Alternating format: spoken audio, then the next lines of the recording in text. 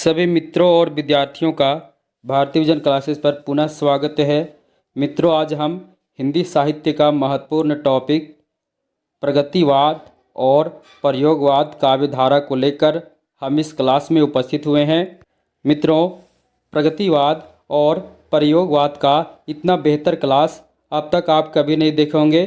पूरा क्लास को पढ़िएगा और क्लास को पढ़ने के बाद आप हमें कमेंट कीजिएगा कि आपको क्लास कैसा लगा।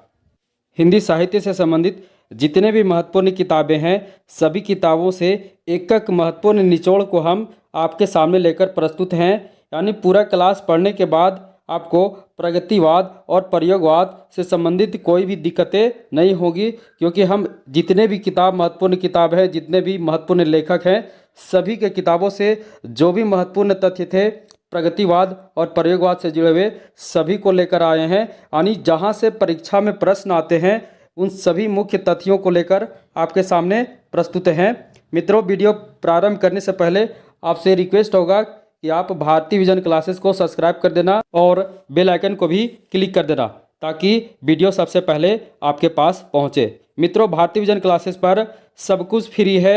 यानी जो विद्यार्थी भारतीय विजन क्लासेस से जुड़ेंगे उन विद्यार्थियों को क्लास के साथ साथ PDF नोट्स भी फ्री में दिए जाएंगे।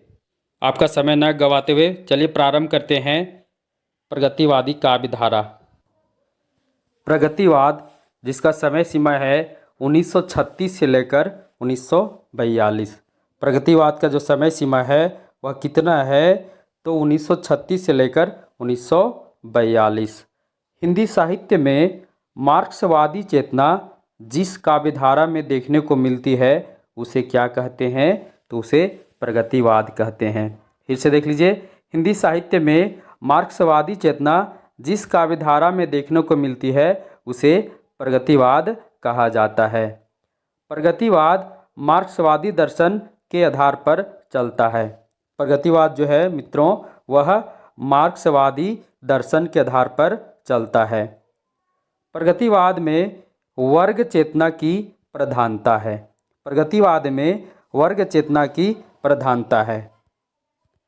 मित्रों, एक एक बिंदी को ध्यान से पढ़ना। प्रगतिवाद में किसकी प्रधानता है, तो वर्ग चेतना की प्रधानता है। प्रगतिवाद मार्क्सवादी चेतना के आधार पर चलता है। हिंदी साहित्य में मार्क्सवादी चेतना जिस काव्यधारा में देखने को मिलती है वही क्या है, तो प्रगतिवाद है। द्वंद्वात्मक भौतिकवाद प्रगतिवाद का आधार है। द्वंद्वात्मक भौतिकवाद जो है वह प्रगतिवाद का आधार है। मित्रों, याद रखना, जहाँ जितने भी महत्वपूर्ण तथ्य हैं, जहाँ से परीक्षा में बार बार सवाल आ चुके हैं, उन्हीं सभी तथ्यों को लेकर आपके सम्मुख प्रस्तुत हैं, क्योंकि परीक्षा में यहीं से सवाल आते हैं। यहाँ देखिए, द्वंद्वात्मक भौतिकवाद क्या है, तो प्रगतिवाद का आधार है। प्रगतिवाद को साम्यवाद का साहित्यिक संस्करण कहा जाता है। प्रगतिवाद को साम्यवाद का साहित्यिक संस्करण कहा जाता है। प्रगतिवाद का प्रवर्तक सुमित्रानंदन पंत हैं। प्रगतिवाद का प्रवर्तक कौन है, तो सुमित्रानंदन पंत हैं। और प्रगतिवाद के आदि प्रवर्तक कौन है, तो कार्ल मार्क्स हैं। याद रखना, अगर प्रवर्तक सिर्फ पूछे यानी प्रगतिवाद का प्रवर्तक कौन है, तो सुमित्रानंदन पंत। लेकिन अगर आदि प्रवर्तक की बात हो तो क्या होगा, तो आदि प्रवर्तक कौन है, तो कार्ल मार्क्स हैं। और इन्हीं से प्रभावित है प्रगतिवाद। आगे देखिए, पंत की कविता परिवर्तन प्रगतिवाद का बीज है। पंत की जो कविता परिवर्तन है उसे प्रगतिवाद का बीज कहा जाता है। यानी पंत की कविता परिवर्तन से ही प्रगतिवाद का प्रारंभ माना जाता है। आगे है, प्रगतिवाद साम्यवाद का पोषक और पूंजीवाद का शत्रु है। प्रगतिवाद जो है वह साम्यवाद का पोषक और पूंजीवाद का क्या है, तो शत्रु है। प्रगतिशील लेखक संघ का प्रथम अधिवेशन 1936 ईस्वी में लखनऊ उत्तर प्रदेश में हुआ था। प्रगतिशील लेखक संघ जो था उसका जो प्रथम अधिवेशन जो हुआ था, कब हुआ था, 1936 ईस्वी में हुआ था। कहाँ पर, तो लखनऊ उत्तर प्रदेश में हुआ था। जिसके प्रथम अध्यक्ष कौन थे, तो महान कथाकार उपन्यासकार प्रेमचंद थे। यानी प्रगतिशील लेखक संघ के प्रथम अध्यक्ष कौन रहे? तो प्रेमचंद रहे।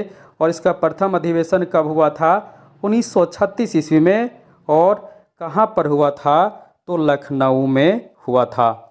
आगे नागार्जुन, केदारनाथ अग्रवाल, त्रिलोचन, ये क्या हैं? तो प्रमुख प्रगतिवादी, थोड़ा प्रगतिवादी यहाँ दीर्घ होगा, प्रमुख प्रगतिवादी कवि हैं। कौन कौन? नागार्जुन, केदारनाथ अग्रवाल, त्रिलोचन और एक शिवमंगल सिंह सुमन भी हैं। ये सब क्या हैं? तो प्रगतिवाद के प्रमुख कवि हैं। एक बार और इस महत्वपूर्ण तथ्यों को देख लेंगे। प्रगतिवाद जो है साम्यवाद का पोषक है और पूंजीवाद का शत्रु है। प्रगतिशील लेखक संघ का प्रथम अधिवेशन 1936 में हुआ। कहाँ पर? तो लखनऊ उत्तर प्रदेश में, जिसके प्रथम अध्यक्ष कौन थे? प्रेमचंद थे। अब आगे हम बढ़ते हैं। मित्रों, हम प्रगतिवाद से जितने भी महत्वपूर्ण तथ्य हैं सभी को लेकर आपके सम्मुख प्रस्तुत हैं। आपसे एक बार पुनः रिक्वेस्ट होगा कि आपको वीडियो अच्छा लग रहा होगा तो सामने जो सब्सक्राइब का ऑप्शन है उसे टच कर भारती विजन क्लासेस को सब्सक्राइब कर देना और बेल आइकन को भी क्लिक कर देना, क्योंकि भारती विजन क्लासेस पर सब कुछ फ्री है मित्रों। कुछ भी पढ़ने के लिए आपको कोई भी पैसे नहीं देने हैं और साथ ही साथ जितने भी पढ़ाई आपकी हो रही है उसका PDF नोट्स भी फ्री में दी जाएगी। चलिए आगे बढ़ते हैं। अब हम इस स्लाइड में देखेंगे। इस स्लाइड में क्या देखेंगे मित्रों? तो प्रगतिवाद की परिभाषा को देखेंगे। यानी विभिन्न विद्वानों और विभिन्न कवियों ने प्रगतिवाद की क्या परिभाषा दिए हैं। तो सबसे पहले देखते हैं, प्रगतिवाद उपयोगितावाद का ही दूसरा नाम है। प्रगतिवाद उपयोगितावाद का ही दूसरा नाम है। यह किसने कहा? तो यह सुमित्रा नंदन पंत ने कहा। सुमित्रा नंदन पंत ने क्या कहा प्रगतिवाद के बारे में? तो प्रगतिवाद उपयोगितावाद का ही दूसरा नाम है। उसके बाद देखिए डॉक्टर नगेंद्र ने क्या कहा। डॉक्टर नगेंद्र ने प्रगतिवाद की परिभाषा देते हुए कहा कि प्रगतिवाद साम्यवाद का पोषक है और पूंजीवाद का शत्रु है। प्रश्न आ सकता है कि प्रगतिवाद साम्यवाद का पोषक है और पूंजीवाद का शत्रु है। यह प्रगतिवाद को किसने कहा? तो डॉक्टर नगेंद्र ने कहा। आगे है डॉक्टर गणपति चंद्र गुप्त ने प्रगतिवाद की क्या परिभाषा दी है? तो उन्होंने कहा दर्शन में जो द्वंद्वात्मक भौतिकवाद है, राजनीति में जो साम्यवाद है, वही साहित्य में क्या है? प्रगतिवाद है। डॉक्टर गणपति चंद्र गुप्त ने क्या कहा? तो दर्शन में जो द्वंद्वात्मक भौतिकवाद है, राजनीति में जो साम्यवाद है, वही साहित्य में क्या है? तो प्रगतिवाद है। फिर देखिए आगे हैं अगले जो हैं शिवमंगल सिंह सुमन। उन्होंने प्रगतिवाद के बारे में क्या कहे हैं? तो मार्क्सवादी या साम्यवादी दृष्टिकोण के अनुसार निर्मित काव्यधारा ही क्या है? प्रगतिवाद है। शिव कुमार सिंह के अनुसार क्या है? तो मार्क्सवादी या साम्यवादी दृष्टिकोण के अनुसार निर्मित काव्यधारा क्या है? तो वही प्रगतिवाद है। यह किसने कहा? तो शिव कुमार सिंह ने कहा। गणपति चंद्र गुप्त ने क्या कहा? दर्शन में जो द्वंद्वात्मक भौतिकवाद है, राजनीति में जो साम्यवाद है, वही साहित्य में क्या है? तो प्रगतिवाद है। अब देखिए डॉक्टर राम विलास शर्मा ने क्या कहा? तो उनके अनुसार प्रगतिशील साहित्य से मतलब उस साहित्य से है जो समाज को आगे बढ़ाता है। डॉक्टर रामविलास शर्मा ने कहा प्रगतिवाद के बारे में कि प्रगतिशील साहित्य से मतलब उस साहित्य से है जो समाज को क्या करता है? आगे बढ़ाता है। ये थे जिन्होंने विभिन्न कवि कह सकते हैं जिन्होंने प्रगतिवाद के बारे में अपने अपने विचार रखे। अब आगे बढ़ते हैं।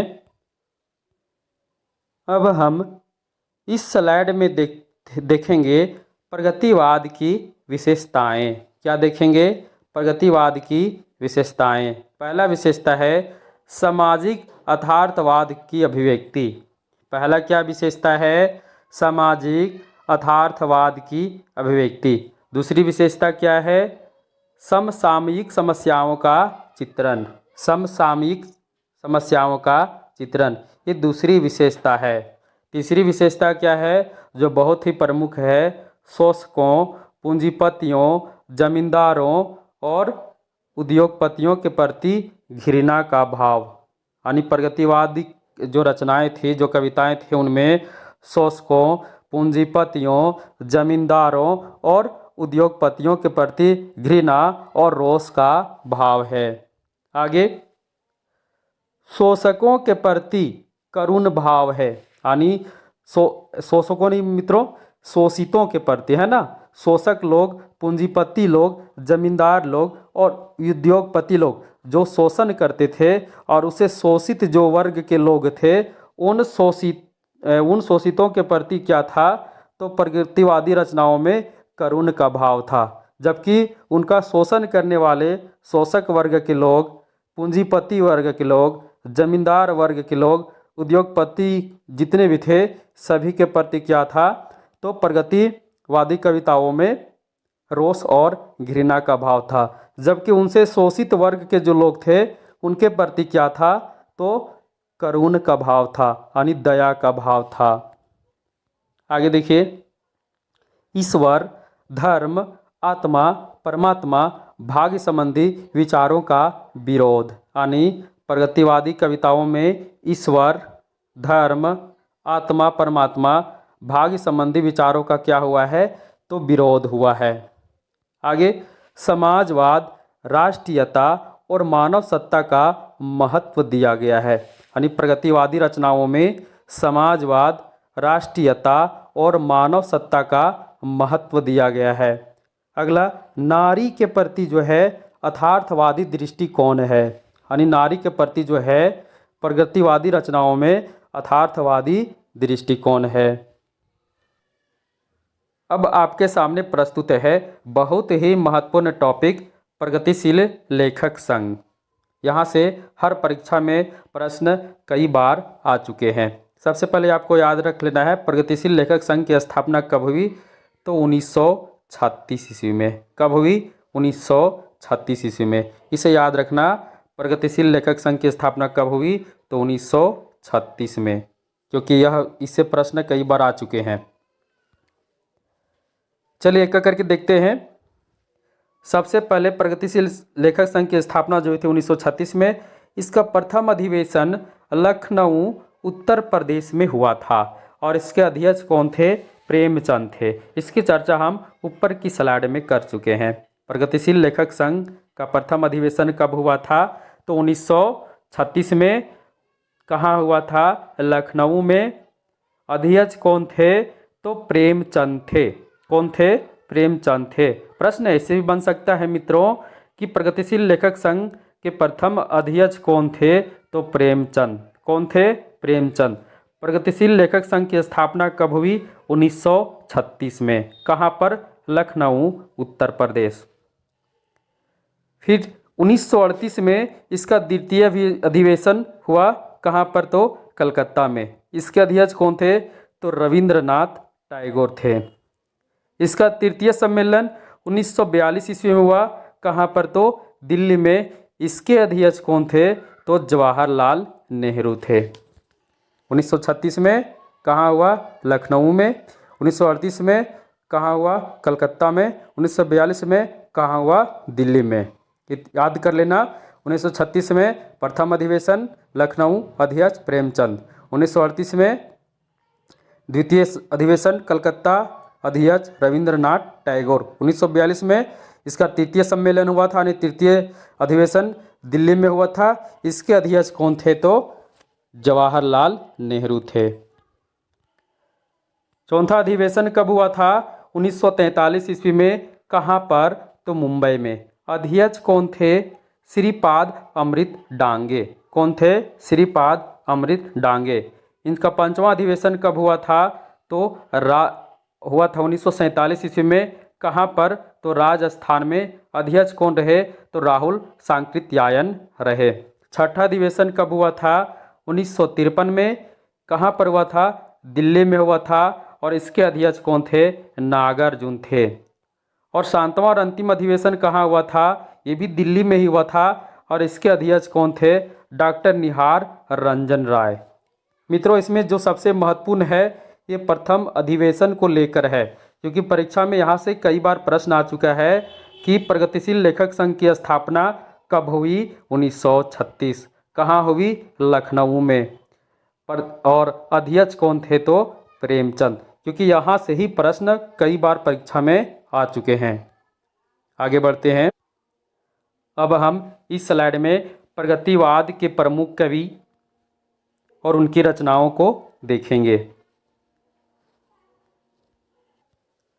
चलिए, पहले कवि कौन है? केदारनाथ अग्रवाल। कौन है? केदारनाथ अग्रवाल। इनका जन्म कब हुआ था? तो 1911 में। कहाँ? कमासीन बांदा, उत्तर प्रदेश में हुआ था। मृत्यु कितना में हुआ था? 2000 ईस्वी में। आगे है युग की गंगा। युग की गंगा इनका प्रथम प्रगतिवादी रचना है। याद रखना, केदारनाथ अग्रवाल का प्रथम प्रगतिवादी रचना कौन सी है? तो युग की गंगा। नींद के बादल।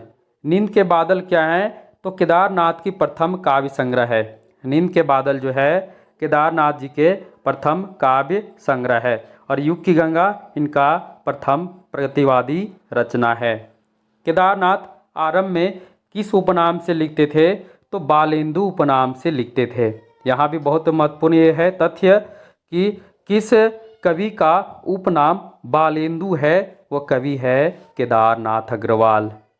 केदारनाथ के माता पिता कौन थे? तो माता घिसट्टो और पिता हनुमान प्रसाद थे। यहाँ से जो महत्वपूर्ण तथ्य है ये है कि केदारनाथ अग्रवाल की प्रथम प्रगतिवादी रचना कौन सी है? तो युग की गंगा। और केदारनाथ की प्रथम काव्य संग्रह कौन सी है? नींद के बादल। केदारनाथ का उपनाम क्या है? बालेंदु है। ये तीनों याद कर लेना, क्योंकि यहाँ से परीक्षा में प्रश्न आते ही रहते हैं।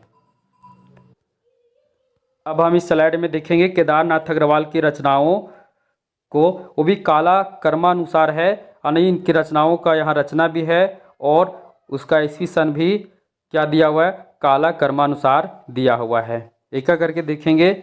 इनकी पहली रचना युग की गंगा 1947। नींद के बादल 1947।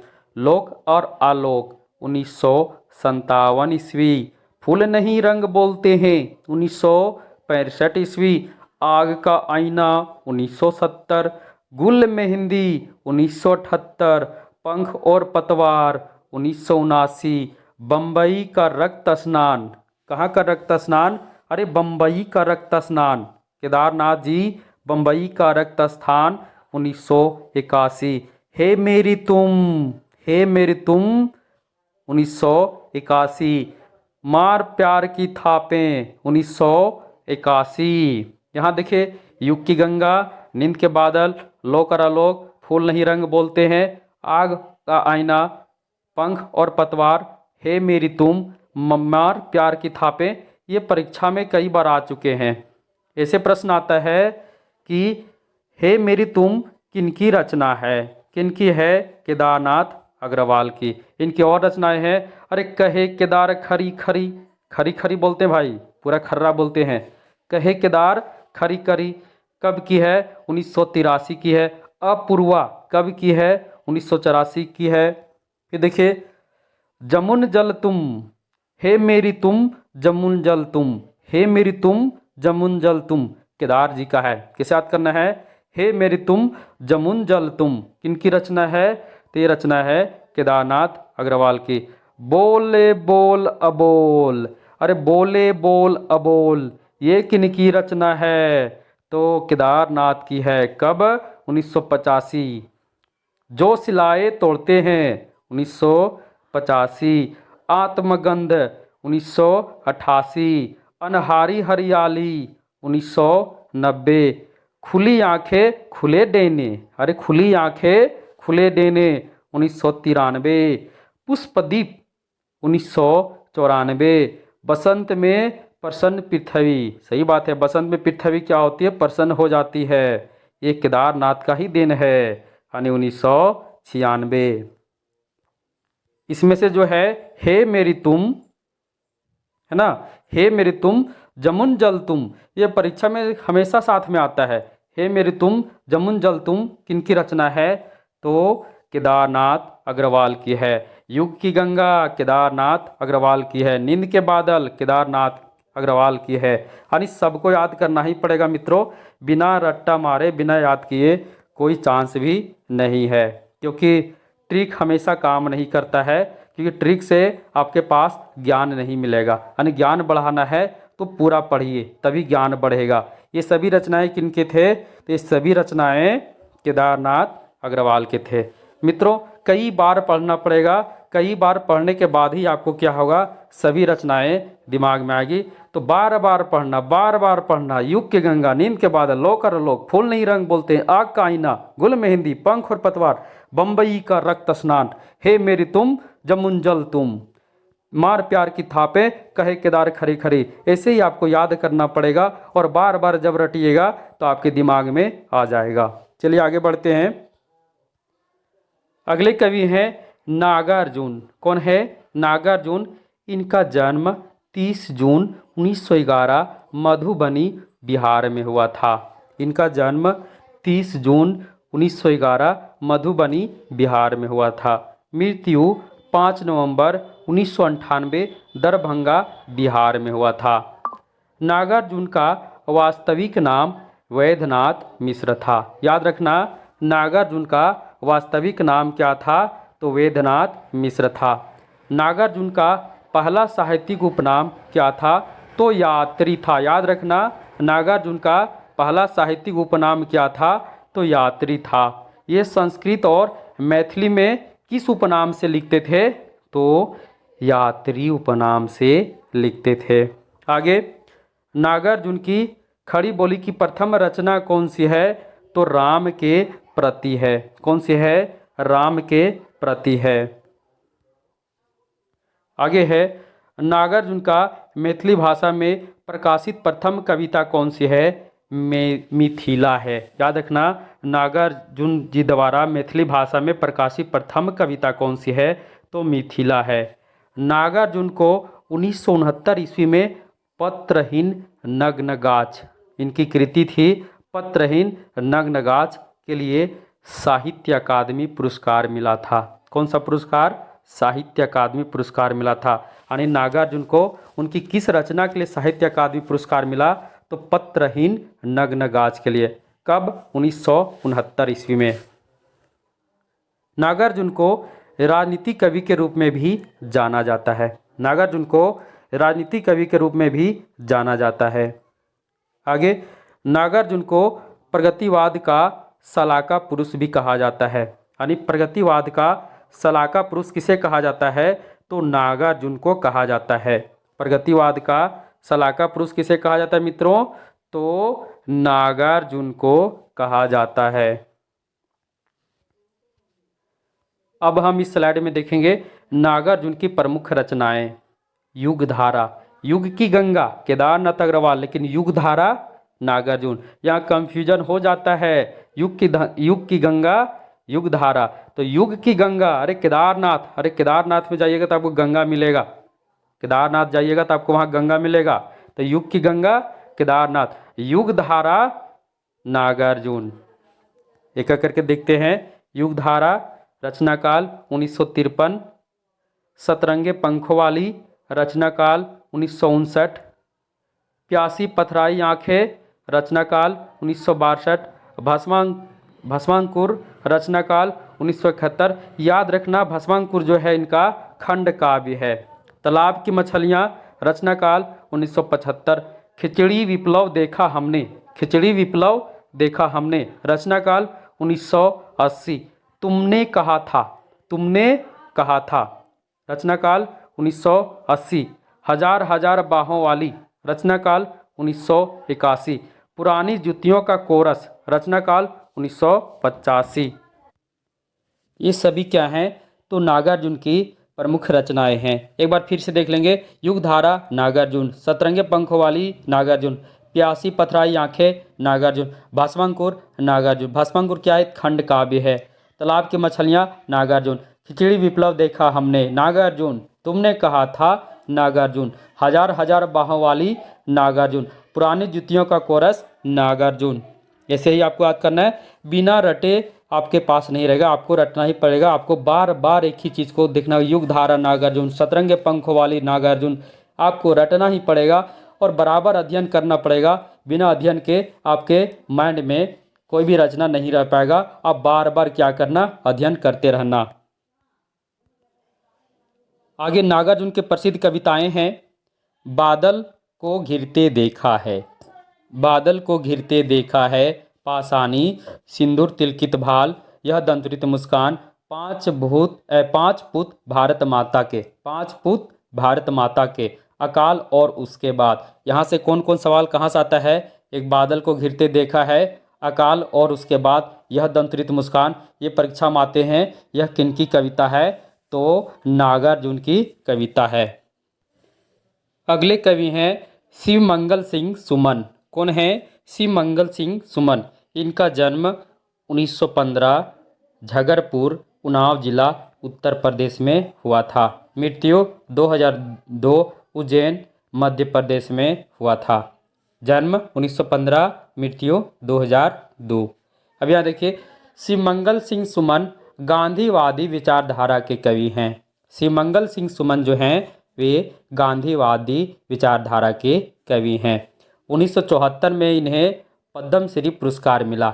1974 में पद्मश्री पुरस्कार मिला और 1974 में ही इनकी रचना मिट्टी की बारात, कौन सी रचना है, मिट्टी की बारात के लिए साहित्य अकादमी पुरस्कार मिला। यानी प्रश्न आ सकता है कि शिव मंगल सिंह सुमन को उनकी किस रचना के लिए साहित्य अकादमी पुरस्कार मिला, तो मिट्टी की बारात। कब मिला, 1974 ईस्वी में। अब यहाँ देखिए, शिव मंगल सिंह सुमन के प्रमुख रचनाएं कौन कौन से हैं।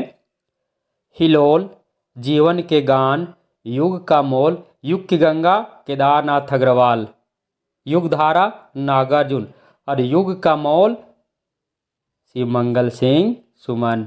आगे देखिए, प्रलय सृजन, विश्वास बदलता ही गया, विंध्य हिमाचल, मिट्टी की बारात, वाणी की व्यथा, पर आंखें नहीं भरी और हम पंछी उन्मुक्त गगन के। यहाँ ध्यान दीजिएगा, हम पंछी उन्मुक्त गगन के, यह प्रश्न आ चुका है कई बार। हम पंछी उन्मुक्त गगन के किनकी रचना है, तो शिव मंगल सिंह सुमन की रचना है। सबको याद करना पड़ेगा। हिलोल शिव मंगल जी, जीवन के गान शिव मंगल, जीवन के गान करोगे तभी तो शिव मंगल होगा, यानी मंगल होगा। युग का मोल रखोगे तभी तो मंगल होगा।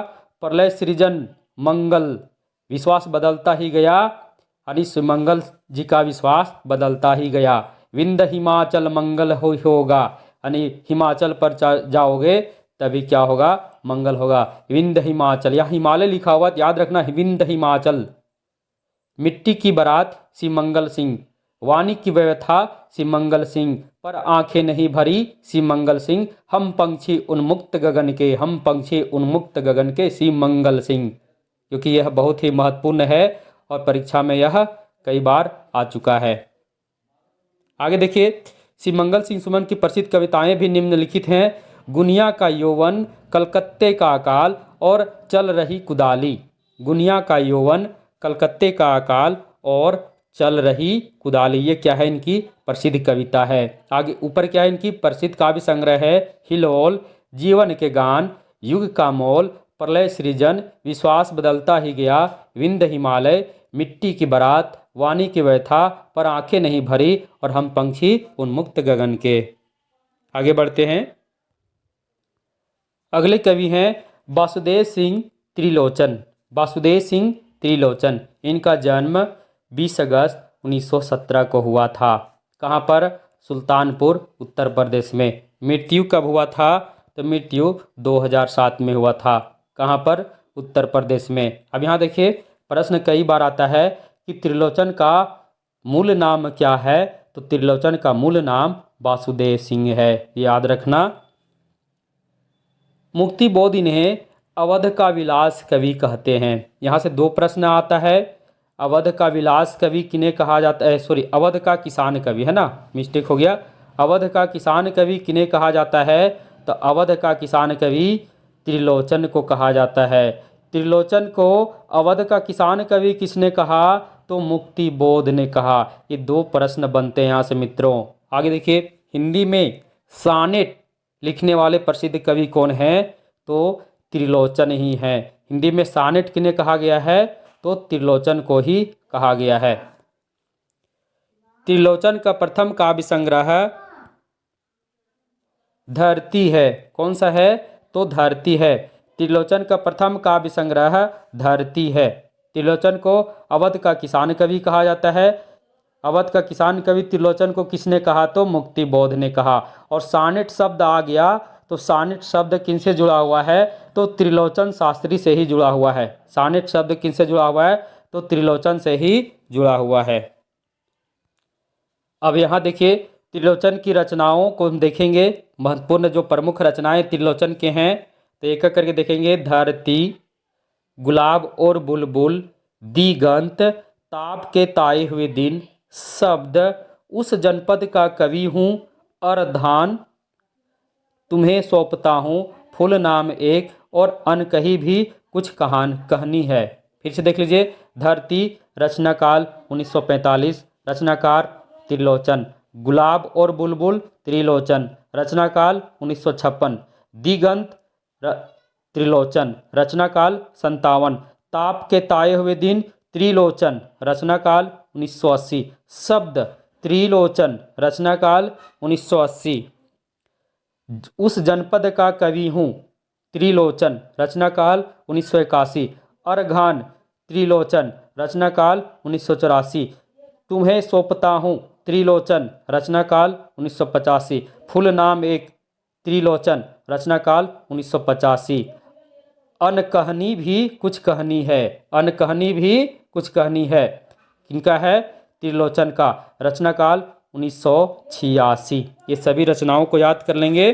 धरती त्रिलोचन, गुलाब और बुलबुल त्रिलोचन, दिगंत त्रिलोचन, ताप के ताए हुए दिन। यहाँ से प्रश्न आता है, ताप के ताए हुए दिन किनका है, तो त्रिलोचन का रचना। धरती किनका रचना है, त्रिलोचन का है। उस जनपद का कवि हूँ किनका रचना है, तो त्रिलोचन का है। फूल नाम एक, फूल नाम है एक, किनकी रचना है, त्रिलोचन की रचना है। अनकहनी भी कुछ कहनी है, किनकी रचना है, त्रिलोचन की रचना है। मित्रों, बिना याद किए याद आपको करना ही पड़ेगा। जब तक आप याद नहीं कीजिएगा, बार बार रटिएगा नहीं, बार बार इसे रिवीजन नहीं कीजिएगा, तब तक जो रचनाएं हैं आपके दिमाग में नहीं रहेंगी और परीक्षा में कंफ्यूजन हो जाता है यह किनकी रचना है। तो बार बार रटिए, धरती त्रिलोचन, गुलाब और बुलबुल त्रिलोचन, धरती त्रिलोचन, गुलाब और बुलबुल त्रिलोचन, दिगंत त्रिलोचन। पढ़ते रहिए हर दिन, प्रत्येक दिन उसको देखिए, जब तक आपके दिमाग में ना बैठे तब तक देखते रहिए। देखिएगा धीरे धीरे आपके माइंड में वह सभी रचनाएं क्या हो जाएंगी, आराम से स्थगित रह जाएंगी और फिर दिक्कत नहीं होगी। आगे बढ़ते हैं। अब यहाँ देखिए, प्रगतिवादी कुछ अन्य कवि, उनकी रचनाओं को देख लेते हैं। तो सुमित्रा नंदन पंत, इनकी दो रचनाएं जो प्रगतिवादी रचनाएं हैं, बाकी रचनाएं तो छायावादी है। तो युगवाणी और ग्राम्या, ये क्या है, इनकी प्रगतिवादी रचनाएं हैं। इसके अलावा निराला का देखिए, निराला का कुकुरमुत्ता, अनिमा, बेला, नए पत्ते, ये क्या हैं, सभी प्रगतिवादी रचनाएं हैं। उसके बाद दिनकर जी का हुंकार क्या है, तो प्रगतिवादी रचना है। इसके अलावा नरेंद्र शर्मा का मिट्टी और फूल, हंसमाला, कदली वन, प्यासा निर्झर, बहुत रात गए, ये सभी क्या हैं, तो उनकी प्रगतिवादी रचनाएं हैं। इसके अलावा देखिए, रांगे राघव, क्या रांगे राघव का आता है, अजय खंडहर किनकी रचना है, तो रांगे राघव का है। तो अजय खंडहर, पिघलते पत्थर, राह के दीपक, मेधावी और पंचाली, ये किनकी रचना है, तो रांगे राघव की प्रगतिवादी रचना है। इसके अलावा डॉक्टर रामविलास शर्मा, इनका रचना क्या है, रूप रंग, क्या है, रूप रंग एकमात्र मार्क्सवादी विचारधारा से ओतप्रोत रचना है। ऋतुसंहार प्रथम कविता है। ऋतुसंहार प्रथम कविता आशा 1929 में रचित, यानी ऋतुसंहार अलग है और इनकी प्रथम कविता कौन सा है? आशा है, जो 1929 में रचित है। फिर आगे देखिए, त्रिलोचन को तो देख ही लिए हैं, मिट्टी की बारात है ना, ये सब देख लिए हैं। अब हम आगे बढ़ते हैं। अब आगे हम यहाँ देखें, प्रगतिवाद से संबंधित जितने भी महत्वपूर्ण तथ्य थे सभी को हम देख लिए। अब हम आगे बढ़ते हैं, अब आगे चलते हैं प्रयोगवाद की ओर। प्रयोगवाद 1943 ईस्वी से लेकर 1951 ईस्वी का जो काव्य धारा है वो प्रयोगवादी काव्य धारा है। हिंदी साहित्य में प्रयोगवाद का आरंभ 1943 ईस्वी अज्ञे द्वारा संपादित पत्रिका तार सप्तक के प्रकाशन से मानी जाती है। हिंदी साहित्य में प्रयोगवाद का प्रारंभ जो है 1943 ईस्वी में अज्ञे द्वारा संपादित पत्रिका तार सप्तक से के प्रकाशन से मानी जाती है। तार सप्तक के कवियों को अज्ञे ने क्या कहा? तो तार सप्तक के कवियों को अज्ञे ने राहों का अन्वेषी कहा। याद रखना, तार सप्तक के कवियों को किसने राहों का अन्वेषी कहा? तो अज्ञे ने कहा। प्रयोगवाद पर अस्तित्ववाद का गहरा प्रभाव था। प्रयोगवाद पर अस्तित्ववाद का गहरा प्रभाव था। आगे, नंद दुलारे वाजपेयी ने प्रयोगवाद को बैठे ठाले का धंधा कहा है। नंद दुलारे वाजपेयी ने प्रयोगवाद को क्या कहा है? तो बैठे ठाले का धंधा कहा है। प्रयोगवाद का सर्वप्रथम प्रयोग नंद दुलारे वाजपेयी ने किया। यहाँ से प्रश्न बनता है मित्रों कि प्रयोगवाद का सर्वप्रथम प्रयोग किसने किया? तो प्रयोगवाद का सर्वप्रथम प्रयोग नंद दुलारे वाजपेयी ने किया। आगे, प्रयोगवाद किस दर्शन से प्रभावित है? तो फ्रायड दर्शन से प्रभावित है। जिस प्रकार प्रगतिवाद मार्क्सवादी दर्शन से प्रभावित है, उसी प्रकार प्रयोगवाद फ्रायड दर्शन से प्रभावित है। आगे, प्रयोगवाद के प्रवर्तक कौन हैं? तो अज्ञे हैं। प्रयोगवाद के प्रवर्तक कौन हैं? अज्ञे हैं। और प्रयोगवाद का सर्वप्रथम प्रयोग किसने किया? तो नंद दुलारे वाजपेयी ने किया। आगे, प्रयोगवादी कवि एक, ध्यान देना यहाँ एक बहुत ही महत्वपूर्ण है, प्रयोगवादी कवि किसी एक स्कूल के नहीं हैं, सभी राही हैं। राही नहीं, राहों के अन्वेषी हैं। यह किसने कहा? तो यह अज्ञे ने कहा। तार सप्तक की भूमिका में अज्ञे ने ही कहा था, यानी अज्ञे ने ही जितने भी तार सप्तक के कवि हैं उनको क्या कहा था? राहों का अन्वेषी कहा था। अब हम इस स्लाइड में देखेंगे प्रयोगवाद की विशेषताएं। क्या? प्रयोगवाद की विशेषताएं। तो पहला, घोर अनिष्ट व्यक्तिवाद है, प्रेम भावनाओं का चित्रण हुआ है, बुद्धिवाद की प्रधानता है, रूढ़ियों के प्रति विद्रोह का भाव है, यानी रूढ़िवादी परंपरा जो पहले की परंपरा चलती आ रही थी उसके प्रति क्या है? तो विद्रोह का भाव है। मानव मन की निराशा, कुंठा और हताशा का वर्णन किया गया है, यानी मानव के मन में जो निराशा की भाव थी, कुंठा की भाव थी, हताशा की भाव थी, उसका भी वर्णन किया गया है। और कविताओं में मुक्त छंद का प्रयोग मिलता है। कौन सा छंद का? तो मुक्त छंद का प्रयोग मिलता है। अब यहाँ देखिए, प्रयोगवाद के संदर्भ में जितने भी विद्वान हैं किनका क्या मत रहा है, सब हम एक एक करके देखेंगे। पहला है, प्रयोगवाद शैलीगत विद्रोह है। प्रयोगवाद शैलीगत विद्रोह है। यह किसने कहा? तो डॉक्टर नगेंद्र ने कहा। किसने कहा? डॉक्टर नगेंद्र के अनुसार प्रयोगवाद क्या है? तो शैलीगत विद्रोह है। केसरी कुमार के अनुसार प्रयोगवाद क्या है? तो प्रयोगवाद दृष्टिकोण का अनुसंधान है। डॉक्टर केसरी के अनुसार प्रयोगवाद जो है दृष्टिकोण का अनुसंधान है। रघुवीर सहाय के अनुसार, यानी रघुवीर सहाय ने क्या कहे हैं? तो प्रयोगवाद कलनात्मक अनुभव का क्षण है। प्रयोगवाद क्या है? तो प्रयोगवाद कलनात्मक अनुभव का क्षण है। और उसके बाद देखिए, अज्ञे ने क्या कहा? तो अज्ञे ने कहा प्रयोग दोहरा साधन है। प्रयोग क्या है? दोहरा साधन है। उसके बाद दिनकर ने क्या कहा? मैं प्रयोगवाद का अगुवा नहीं पिछलगुआ हूँ।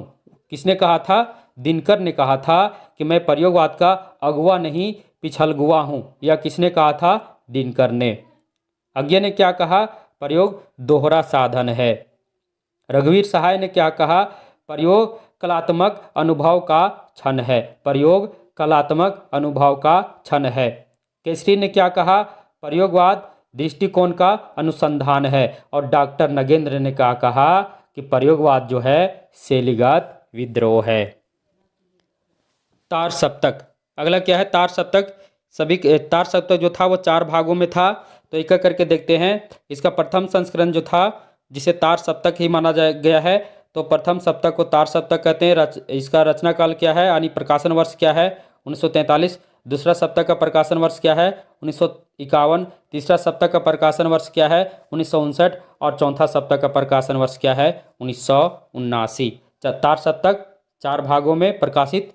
प्रथम तार सप्तक 1943, दूसरा तार सप्तक 1951, तीसरा तार सप्तक 1959 और चौथा तार सप्तक 1979। तार सप्तक के संपादक कौन हैं? तो तार सप्तक के संपादक अज्ञे हैं। अब हम इस स्लाइड में देखेंगे प्रयोगवादी काव्य यानी कवि और उनकी रचनाओं को देखेंगे। सबसे पहले चलेंगे अज्ञे को देखेंगे। तो अज्ञे की यहाँ प्रयोगवादी कुछ रचनाएं हैं, उस सभी को एक एक करके हम देखेंगे। तो यहाँ देखिए, तार सप्तक 1943, दूसरा सप्तक 51, तीसरा सप्तक 59 और चौथा सप्तक 79। इसके अलावे रूपम्बरा का संपादन भी अज्ञे ने किया है। इसके अलावे काव्य ग्रंथ जो है भग्नदूत, चिंता, इलियम, हरिघास, क्षण भर, बावरा अहेरी, इंद्रधनुष, रोंदे हुए, अरि ओ करुण प्रभा में, आंगन के पार द्वार, कितने नावों में कितनी बार, क्योंकि मैं उसे जानता हूँ, सागर मुद्रा, पहले मैं सन्नाटा बुनता हूँ, महावृक्ष के नीचे।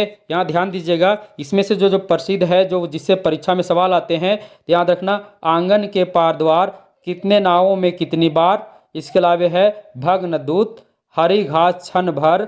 ये जो है ये परीक्षा में कई बार इससे आ चुका है कि भग्नदूत किनकी रचना है, हरी घास, क्षण भर किनकी रचना है, आंगन के पार द्वार किनकी रचना है, और कितने नावों में कितनी बार किनकी रचना है, तो अज्ञेय की रचना है। ये चारों को जरूर याद कर लेना। और एक और है इतलयम, ये भी आता है। ये सभी क्या है, परीक्षा में इससे सवाल आ चुके हैं कि किनकी रचना है, तो याद कर लेना कम से कम। भग्नदूत, इतलयम, हरी घास, क्षण भर, आंगन के पार द्वार, कितने नावों में कितनी बार, और पहले मैं सन्नाटा बुनता हूँ, इसे भी याद कर लेना। सभी क्या हैं, तो परीक्षा में इससे प्रश्न आ चुके हैं। ऐसे मित्रों, आपको बेहतर अध्ययन के लिए आपको मैं चाहूँगा कि आप इसे सभी रचनाओं को ही याद कर लेंगे, तभी क्या होगा, आपको याद रहेगा। और आगे बढ़ते अब हम अगले रचनाकार हैं गजानन माधव मुक्तिबोध। ये सभी क्या है, तार सप्तक के ही कवि हैं। तो इनका है चांद का मुंह टेढ़ा है, ये बहुत ही महत्वपूर्ण है, परीक्षा में आ चुका है। भूरी भूरी खाक धूल, एक साहित्यिक डायरी, कामायनी एक पुनर्विचार जो आलोचनात्मक ग्रंथ है। ये सभी क्या हैं, तो गजानन माधव मुक्तिबोध के प्रमुख ग्रंथ है। इसके अलावा इनके प्रसिद्ध निबंध है नए साहित्य का सौंदर्य शास्त्र, नई कविता का आत्म संघर्ष, और इसके अलावा है काठ का सपना, इनका कहानी संग्रह है। यानी काठ का सपना किनका कहानी संग्रह है, तो गजानन माधव मुक्तिबोध का काव्य संग्रह है, कहानी संग्रह है। प्रश्न आ सकता है क्योंकि ऐसा ही है। काठ का सपना किनका कहानी संग्रह है, तो गजानन माधव मुक्तिबोध का काव्य संग्रह है। अगले रचनाकार हैं गिरिजा कुमार माथुर। इनका जो रचना मंजीर 1941, नाश और निर्माण 1946, साक्षी रहे वर्तमान 1978, धूप के धान 1955, शिला पंख चमकीले 1961, जो बंध नहीं सका 1968, छाया मत छूना, ये परीक्षा में आ चुका है। छाया मत छूना ये किनका रचना है, तो गिरिजा कुमार माथुर का है। ये प्रसिद्ध कविता इनका है। भीतरी नदी की यात्रा, असीद व्यथा में वक्त के हूँ सामने, जन्म कैद, ये सभी क्या हैं, तो इनके नाटक हैं। कौन कौन, तो भीतरी नदी की यात्रा, असिध की व्यथा मैं वक्त के हूँ सामने और जन्म के दे, क्या इनकी नाट्य रचना है। आगे देखिए, नई कविता सीमाएं और संभावनाएं इनकी क्या है, तो आलोचनात्मक ग्रंथ हैं। इसके अलावा पृथ्वी कल्प इनका क्या है, तो खंड काव्य है। क्या है, खंड काव्य है। अगले रचनाकार हैं भवानी प्रसाद मित्र। इनका जो प्रसिद्ध जो परीक्षा में आता है गीत फरोश, यहाँ से प्रश्न आ चुका है, गीत फरोश किनकी रचना है, तो भवानी प्रसाद मिश्र की रचना है। और ये इनका क्या है, तो प्रथम काव्य संग्रह है। गीत फरोश किनका प्रथम काव्य संग्रह, यानी किनका काव्य संग्रह है, तो भवानी प्रसाद मिश्र का काव्य संग्रह है। परीक्षा में प्रश्न यहाँ से बन सकता है कि भवानी प्रसाद मिश्र का प्रथम काव्य संग्रह कौन सा है, तो गीत फरोश है। कौन सा है, गीत फरोश है। इसके अलावा फिर चकित है दुख, अंधेरी कविताएं, बुनी हुई रस्सी, जिनसे इनको क्या मिला है, साहित्य अकादमी पुरस्कार मिला है। यहाँ से प्रश्न बनता है कि भवानी प्रसाद मिश्र को उनकी किस रचना के लिए साहित्य अकादमी पुरस्कार मिला है, तो बुनी हुई रस्सी के लिए। इसके अलावा इनकी रचना है व्यक्तिगत 1974, परिवर्तन जिए 1976, अनाम तुम आते हो 1976। ये सभी क्या हैं, तो इनकी प्रसिद्ध रचनाएं हैं। अगले रचनाकार हैं सर्वेश्वर दयाल सक्सेना। इनकी रचना है काठ की घंटियां 1959, बांस का फूल 1963, एक सुनी नाव 1966, गर्म हवाएं 1969, कुआनो नदी 1973, जंगल का दर्द 1976, खोटियों पर टंगे लोग 1982। इसके अलावा इनके मरने के बाद जो है कोई मेरे साथ चले, सपाट बयानी और नूतन बीम योजना से अद्भुत ये रचना है। यानी मृत्युपांत ये क्या हुआ था, इसका प्रकाशन हुआ था इनके मरने के बाद, कोई मेरे साथ चले। इसके अलावा अगले कवि हैं धर्मवीर भारती। कौन है, तो धर्मवीर भारती। इनका रचना है ठंडा लोहा 1952, देशांतर 7 गीत वर्ष 1959, कन्नू प्रिया इनका खंड काव्य है जिसका रचना काल क्या है 1959, सपना अभी भी 1993, आधन 1999, मेरी वाणी गैरिक वासना 1999। अब आगे बढ़ते हैं। अब तार सप्तक के जो कवि हैं उनको ट्रिक के माध्यम से आपको याद कराने का भी हम प्रयास करेंगे। मित्रों, सबको पता है तार सप्तक 4 भागों में विभक्त था। तार सप्तक कवियों को भी याद करेंगे बहुत ही ट्रिक के माध्यम से। पहला तार सप्तक को तार सप्तक ही बोलते हैं, उसके बाद दूसरा तार सप्तक, उसके बाद तीसरा तार सप्तक और उसके बाद चौथा तार सप्तक। सभी तार सप्तक में कितने कवि हैं, तो 7 कवि शामिल हैं। तार सप्तक क्या है, तो तार सप्तक पत्रिका थी जिसमें प्रत्येक सप्तक में 7 कवियों की रचनाएं उसमें छपती थी। चलिए सबसे पहले तार सप्तक को देखते हैं, इसका ट्रिक क्या है। चलिए तार सप्तक के कवियों को याद करने का जो पहला ट्रिक है यहाँ पर आपके सामने है। ये ट्रिक हमको लगता है, उम्मीद है आप पहले भी कई बार देख चुके हैं, फिर भी नीचे जो है आपके सब जितने भी और भी सप्तक है उन कवियों का ट्रिक जो हम लेकर आए हैं अभी तक आपको यूट्यूब पर कहीं नहीं मिलेगा। चलिए देखिए कितना आसान ट्रिक है। अमुने गिरा प्रभा, कैसे याद करना है, अमुने गिरा प्रभा, अमुने गिरा प्रभा। ये तार सप्तक के कवियों को याद कराने का ट्रिक है। ऐसी तार सप्तक का एक स्पेशल वीडियो हमारे प्ले लिस्ट में उपलब्ध है, आप वहां भी जाकर तार सप्तक के कवियों को देख सकते हैं। वहां पर तार सप्तक का पूरा डिटेल से दिया हुआ है। यहाँ सिर्फ हम तार सप्तक के कवियों को याद कराने का ट्रिक दे रहे हैं ना। कैसे याद करना है, अमुने गिरा प्रभा, अमुने गिरा प्रभा। लाइव में कैसे याद करेंगे, अमुने गिरा प्रभा, अमुने गिरा प्रभा, अमुने गिरा प्रभा, अमुने गिरा प्रभा, अमुने गिरा प्रभा। अ से अज्ञे, मु से मुक्तिबोध, ने से नेमीचंद्र जैन, गी से गिरजा कुमार माथुर, रा से रामविलास, प्र से प्रभाकर माचवे और भा से भारत भूषण। कैसे याद करना है, अमुने गिरा प्रभा, अमुने गिरा प्रभा। अ से अज्ञे, मु से मुक्तिबोध, ने से नेमीचंद्र जैन, गी से गिरजा कुमार माथुर, रा से रामविलास शर्मा, प्र से प्रभाकर माचवे और भा से भारत भूषण अग्रवाल। कैसे याद करना है, अमुने गिरा प्रभा। 3 भाग में है अमुने गिरा प्रभा। अमुने कहाँ गिरा, तो प्रभा पर गिरा, तो अमुने गिरा प्रभा। अ से अज्ञे, मु से मुक्तिबोध, ने से नेमीचंद्र जैन, गी से गिरजा कुमार माथुर, रा से रामविलास शर्मा, प्र से प्रभाकर माचवे और भा से भारत भूषण अग्रवाल। ऐसे ही याद करना है, अमुने गिरा प्रभा। तार सप्तक यानी पहला सप्तक जो है उसको कैसे याद करना है, उसके कवियों को 7 कवियों को कैसे याद करेंगे, तो इसी ट्रिक के माध्यम से याद करेंगे। अमुने गिरा प्रभा, किसे याद करना है? अमुने गिरा प्रभा। अरे अ से अज्ञेय, मु से मुक्ति बोध, ने से नेमी चंद जैन, अरे गी से गिरजा कुमार माथुर और रा से रामविलास शर्मा और प्र से प्रभाकर माचवे और भा से भारत भूषण अग्रवाल। चलिए आगे बढ़ते हैं। अब यहाँ है दूसरे सप्तक के कवियों को कैसे याद करेंगे, क्योंकि तार सप्तक जो था वो 4 भागों में था, तो उसका दूसरा सप्तक है, उनके कवियों को कैसे याद करेंगे। इसका भी बहुत ही आसान ट्रिक है, ये आपको कहीं नहीं मिलेगा। ये ट्रिक हम आपके लिए लेकर आए हैं, क्योंकि यह ट्रिक के लिए हम बहुत ही मेहनत किए हैं। कैसे याद करना है? सहभर सनध, सहभर सनध। कैसे याद करना है? सहभर सनध, सहभर सनध, सहभर सनध। कैसे याद करना है? सहभर सनध, सहभर सनध, सहभर सनद। एक और इसमें ट्रिक आपको दे रहे हैं, तालव्य स वाले यानी तार सप्तक के जितने भी कवि हैं जिनका नाम का पहला अक्षर तालव्य स से प्रारंभ होता है, वो समझ लीजिएगा वे दूसरे सप्तक के ही कवि हैं, है ना। सहभर सनद, यहाँ 2 तालव्य स आया है, स। तो ये सिर्फ तार सप्तक जो चला है 4 भागों में है, उसमें से सिर्फ दूसरा ही सप्तक में जो कवि है जिनका नाम का पहला अक्षर तालव्य स से है।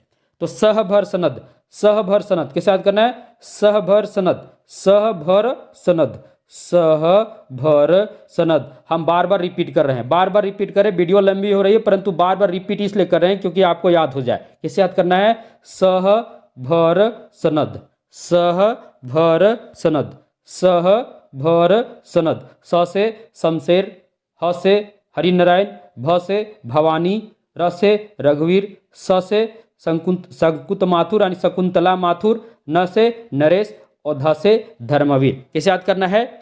स से शमशेर यानी शमशेर बहादुर सिंह, ह से हरिनारायण मिश्र, भ से भवानी प्रसाद मिश्र, र से रघुवीर सहाय, स से शकुंतला माथुर, न से नरेश मेहता और ध से धर्मवीर भारती।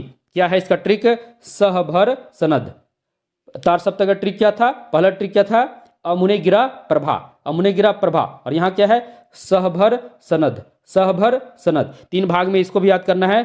सहभर सनद, सहभर सनद। स से शमशेर बहादुर सिंह, ह से हरिनारायण मिश्र, भ से भवानी प्रसाद मिश्र, र से रघुवीर सहाय, तालव्य फिर सा है, इससे क्या हो जाएगा? संकुत माथुर, कहीं इनका नाम शकुंतला माथुर भी मिलता है, न से नरेश मेहता और ध से धर्मवीर भारती। ये ट्रिक है, इस ट्रिक का इस्तेमाल कीजिएगा तो दूसरे सप्तक के भी कवि बहुत ही आसानी से आपको याद हो जाएंगे। सहभर सनद, सहभर सनद। पहला तार सप्तक अमुने गिरा प्रभा, अमुने गिरा प्रभा। दूसरा सप्तक सहभर सनद। चलिए आगे बढ़ते हैं। मित्रों, वीडियो आपको अच्छा लग रहा होगा तो आप चैनल को जरूर से जरूर सब्सक्राइब कर देना। आपका सब्सक्राइब करने से आप मेरा हौसला बढ़ता है और उसी हौसला से हम एक से बढ़कर एक वीडियो आपके सामने लेकर आते रहते हैं। चलिए तीसरा सप्तक आ गया है। मित्रों, इतना आसान ट्रिक और इतना मेहनत करके हम लाए हैं, आप कहीं भी खोजिए नेट में, आपको कहीं नहीं मिलेगा। नेट में जाए, यूट्यूब में जाए, इससे बेहतर आपको ट्रिक कोई नहीं दे सकता है। तीसरा क्या है? तीसरा सप्तक का ट्रिक है, बहुत सारे ट्रिकी वीडियो आते हैं परंतु बहुत ही लंबे होते हैं। हम बहुत ही आसान तरीके से आपको याद कराने का प्रयास करेंगे। बहुत मेहनत की है ट्रिक बनाने के लिए। ध्यान देखिए कैसे याद करना है। किम प्रकु केसवी, किम प्रकु केसवी, किम प्रकु केसवी, किम प्रकु केसवी, किम प्रकु केसवी, किम प्रकु केसवी। ऐसे याद करना है ना। कि से कृति चौधरी, म से मदन, पर से प्रयाग नारायण, कु से कुंवर नारायण, के से केदारनाथ, स से सर्वेश्वर दयाल सक्सेना और वी से विजय देव नारायण। कैसे याद करना है? किम प्रकु केसवी, किम प्रकु केसवी। मित्रों, वीडियो को बढ़ा कर मत देखना, हम आपको याद करा रहे हैं और हमको लगता है कि वीडियो देखते ही देखते आप याद भी कर लेंगे। बस आपको ट्रिक याद रखना है। किम प्रकु केसवी। पहला तार सप्तक अमुने गिरा प्रभा, दूसरा तार सप्तक सहभर सनद, तीसरा तार सप्तक किम प्रकु केसवी, किम प्रकु केसवी। देखिए यहाँ भी स है पर आपको याद रखना तालव्य स, तालव्य स कहाँ पर है? तो दूसरा सप्तक में है। और ये यहाँ पर क्या दंश है? तो ये तो इसमें है। तो किम प्रकु केसवी। कि से कृति चौधरी, म से मदन मोहन वात्सायन, प्र से प्रयाग नारायण, कु से कुंवर नारायण, के से केदारनाथ, स से सर्वेश्वर दयाल सक्सेना और वी से विजय देव नारायण। ऐसे ही आपको याद करना है। ये ट्रिक का इस्तेमाल कीजिए। आप अगर कभी के भूल भी जाइएगा तो ट्रिक के माध्यम से आप आसानी से याद कर लेना। मैं आपको यह गारंटी देता हूँ कि आप एग्जाम में बैठिएगा तो अगर प्रश्न आ गया इनमें से कौन सा कवि है जो दूसरा सप्तक का है, या इनमें से कौन सा कवि है जो पहला सप्तक का है, इनमें से कौन सा कवि है तीसरा सप्तक का है, तो आप इस ट्रिक का इस्तेमाल करना। अक्सर प्रश्न ऐसे आता है इनमें से कौन सा कवि जो तीसरा सप्तक का नहीं है या फिर दूसरा सप्तक का नहीं है। 4 ऑप्शन रहेंगे, उसमें से एक कवि जो रहेगा, मान लो तीसरा सप्तक से पूछ दिया इनमें से कौन सा कवि है जो तीसरा सप्तक का नहीं है, तो एक कवि क्या रहेगा, या तो पहला का रहेगा, या तो दूसरा का रहेगा, या तो चौथा का रहेगा। तो आप ये ट्रिक से ही पता कर पाएंगे। ट्रिक का जैसे ही इस्तेमाल करेंगे आपको तुरंत पता चल जाएगा कि यह कवि तीसरा सप्तक का नहीं है। तो ऐसे ही आपको याद करना है। ये ट्रिक क्या है, किम प्रकु केसवी, किम प्रकु केसवी, ये क्या है, ट्रिक है। आगे बढ़ते हैं। फिर से आपसे रिक्वेस्ट है कि वीडियो आपको अच्छा लगा होगा तो आप चैनल को जरूर से जरूर सब्सक्राइब कर देना, क्योंकि भारतीय विजन क्लासेस पर सब कुछ फ्री है। जो विद्यार्थी लगातार हमसे बने रहेंगे, हमारे वीडियो से बने रहेंगे, उन्हें ज्ञान के साथ साथ मैं उनको PDF नोट्स भी फ्री में दूंगा। चलिए आगे बढ़ते हैं। अब आपके सामने चतुर्थ सप्तक यानी चौथा सप्तक प्रस्तुत है। बहुत ही आसान ट्रिक इसका हम बनाए हैं, बहुत मेहनत किए हैं मित्रों, तब इतना आसान हुआ है। आप भी कहिएगा कितना आसान ट्रिक है। हम तो बहुत ही टेंशन में थे कि तार सप्तक के कवियों को कैसे याद करें, तो अब तार सप्तक के कवियों को याद करना वह बहुत ही आसान। अरे नहीं याद हुआ तब भी बहुत ही आसान है कि उनको हम कैसे तुरंत सही जवाब देंगे। तो ट्रिक का ही इस्तेमाल करेंगे। याद तो कीजिएगा। देखिए मित्रों, याद कीजिएगा तो बहुत ही अच्छा है, क्योंकि याद करने से ही ज्ञान बढ़ता है। तो आप जितना याद रखिएगा आपके पास उतना ज्ञान रहेगा। फिर भी परीक्षा में जाने के बाद कंफ्यूजन हो ही जाता है कि कौन सा कवि किस सप्तक का है, तो ये ट्रिक का ही इस्तेमाल करना, तो आप तुरंत ही जवाब दे दोगे। कैसे है, तो ये बहुत ही आसान कर दिए हैं। कैसे याद करना है, अवराज सवराज सुश्रीनंद, अवराज सवराज सुश्रीनंद, अवराज सवराज सुश्रीनंद, अवराज सवराज सुश्रीनंद, अवराज सवराज सुश्रीनंद। ऐसे ही आपको याद करना है, अवराज सवराज सुश्रीनंद। अरे अव से अवधेश, राज से राजकुमार, स्व से स्वदेश, फिर राज से राजेंद्र, सु से सुमन राजे, श्री से श्री राम और नंद से नंद किशोर। अवराज सवराज सुश्री नंद, अवराज सवराज सुश्री नंद। अव से अवधेश, राज से राजकुमार, स्व से स्वदेश, राज से राजेंद्र, सु से सुमन राजे, श्री से श्री राम और नंद से नंद किशोर दास, सॉरी नंद किशोर। ऐसे ही आपको क्या करना है, याद करना है। अवराज सवराज सुश्री नंद, ये दोनों एक साथ, अवराज सवराज सुश्री नंद। ये तो बहुत ही आसान हो गया ना, कितना आसान हो गया। अव से अवधेश हो जाएगा, राज से राजकुमार हो जाएगा, स्व से स्वदेश हो जाएगा, राज से राजेंद्र हो जाएगा, सु से सुमन राज हो जाएगा, श्री से श्री राम और नंद से नंद किशोर। मित्रों, तार सप्तक का स्पेशल वीडियो हमारे प्ले लिस्ट में उपलब्ध है। आप प्ले लिस्ट में जाकर तार सप्तक को आपको बहुत ही अच्छा से पढ़ना होगा, तो आप प्ले लिस्ट में जाइए, आपको तार सप्तक का बहुत ही अच्छा से उसमें सब कुछ दिया हुआ है। उसको पढ़ने के बाद तार सप्तक से कोई भी सवाल आएगा आप देखते ही उत्तर देंगे। हाँ, आज का जो वीडियो था कवियों को याद करने का ट्रिक, इस ट्रिक के माध्यम से हम तुरंत जान लेंगे कौन सा कवि किस सप्तक का है, या फिर कौन सा कवि किस युग का है, द्विवेदी युग का कौन है, भारतेंदु युग का कौन है, और तार सप्तक में पहला सप्तक का कौन है, दूसरा का कौन है, तीसरा का कौन है, चौथा सप्तक का कौन है। तो ट्रिक हम आपके सामने लाए थे। मुझे उम्मीद है कि आपको ट्रिक बहुत ही अच्छा लगा होगा।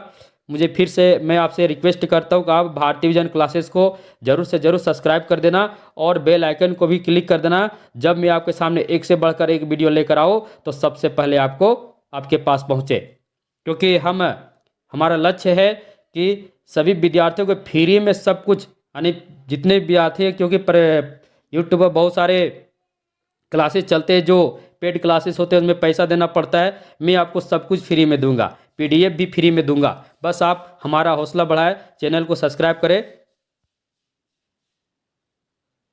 धन्यवाद।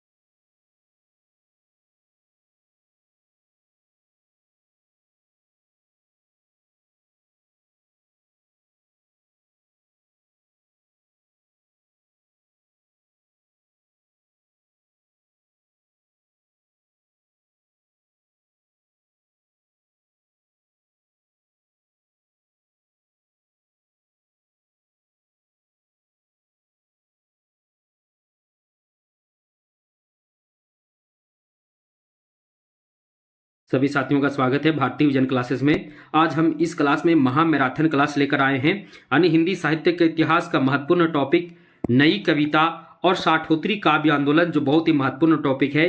इसके अलावा इस क्लास में हम प्रपद्यवाद, हिंदी गजल और दलित कविता को ही पढ़ेंगे। और साठोत्तरी कविता के अंतर्गत जितने भी काव्य आंदोलन हैं, समकालीन कविता, हिंदी नवगीत, अकविता, युत्सवादी कविता, सहज कविता, असंस्कृत कविता, यानी जितने भी काव्य आंदोलन है उसकी भी चर्चा करेंगे। तो यह क्लास बहुत ही महत्वपूर्ण होने वाला है, क्योंकि प्रत्येक प्रतियोगी परीक्षा में कम से कम यहाँ से 10 प्रश्न आते हैं। तो इस पूरे क्लास को अच्छा से देखेंगे और प्रतियोगी परीक्षा में जाने के बाद जो आपका कंफ्यूजन है वो बिल्कुल दूर हो जाएगा। यह जो क्लास है, झारखंड के विद्यार्थी हो या बिहार स्टेट की तैयारी कर रहे विद्यार्थी हो या यूजीसी नेट की तैयारी कर रहे विद्यार्थी हो या फिर केवीएस, एनबीएस, ईएमआरएस, इसके अलावा जितने भी प्रतियोगी परीक्षा है पूरे भारत में, अगर आपका हिंदी साहित्य का इतिहास है तो आपके लिए क्लास बहुत ही महत्वपूर्ण है। चलिए प्रारंभ करते हैं हिंदी साहित्य के महत्वपूर्ण टॉपिक नई कविता एवं साठोत्तरी काव्य आंदोलन। सबसे पहले चर्चा करते हैं हम प्रपद्यवाद को। प्रपद्यवाद का जो समय रहा है 1956 ईस्वी रहा है। प्रपद्यवाद को नकेनवाद भी कहा जाता है। याद रखिएगा, बहुत ही महत्वपूर्ण है, एक एक पॉइंट को ध्यान देते जाना। प्रपद्यवाद को नकेनवाद भी कहा जाता है। नकेनवाद क्यों कहा जाता है ये भी हम समझ लेते हैं। नकेन न से नरेश, नलिन विलोचन शर्मा, के से केसरी कुमार और न से नरेश होता है। यानी जो प्रपद्यवाद है ये 3 कवियों से जुड़ा हुआ है। कौन कौन कवि हैं? तो न से नलिन विलोचन शर्मा, के से केसरी प्रसाद और न से नरेश, यानी तीनों के नाम से जो ये आंदोलन चला है प्रपद्यवाद, इसका एक और नाम है नकेनवाद। तो नकेनवाद क्यों नाम पड़ा? तो तीनों कवियों के नाम पर पड़ा है। प्रपद्यवाद के प्रवर्तक कौन है? तो देख लीजिए, प्रपद्यवाद के प्रवर्तक जो हैं नलिन विलोचन शर्मा जी हैं। कौन है? नलिन विलोचन शर्मा जी जो है वो प्रपद्यवाद के प्रवर्तक हैं।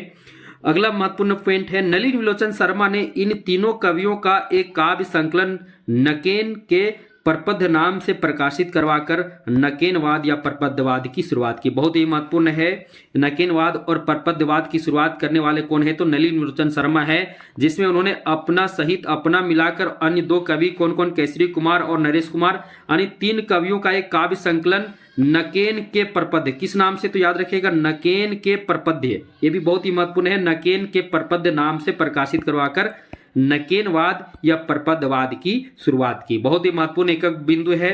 अगला है, प्रयोगवाद में प्रयोग को साधन माना गया है। बहुत ही महत्वपूर्ण है। यह प्रश्न कभी कभी ऐसा होता है कि इसी पंक्ति को उठाकर दे देता है और एक को क्या करता है, गायब कर देता है। तो प्रयोगवाद में प्रयोग को साधन माना गया, जबकि प्रपद्यवाद में प्रयोग को साध्य यानी लक्ष्य माना गया।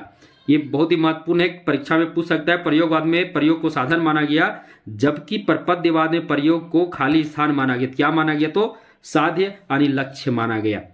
अगला महत्वपूर्ण बिंदु है प्रपद्यवाद के विषय में। सबसे पहले डॉक्टर बच्चन सिंह क्या कहते हैं?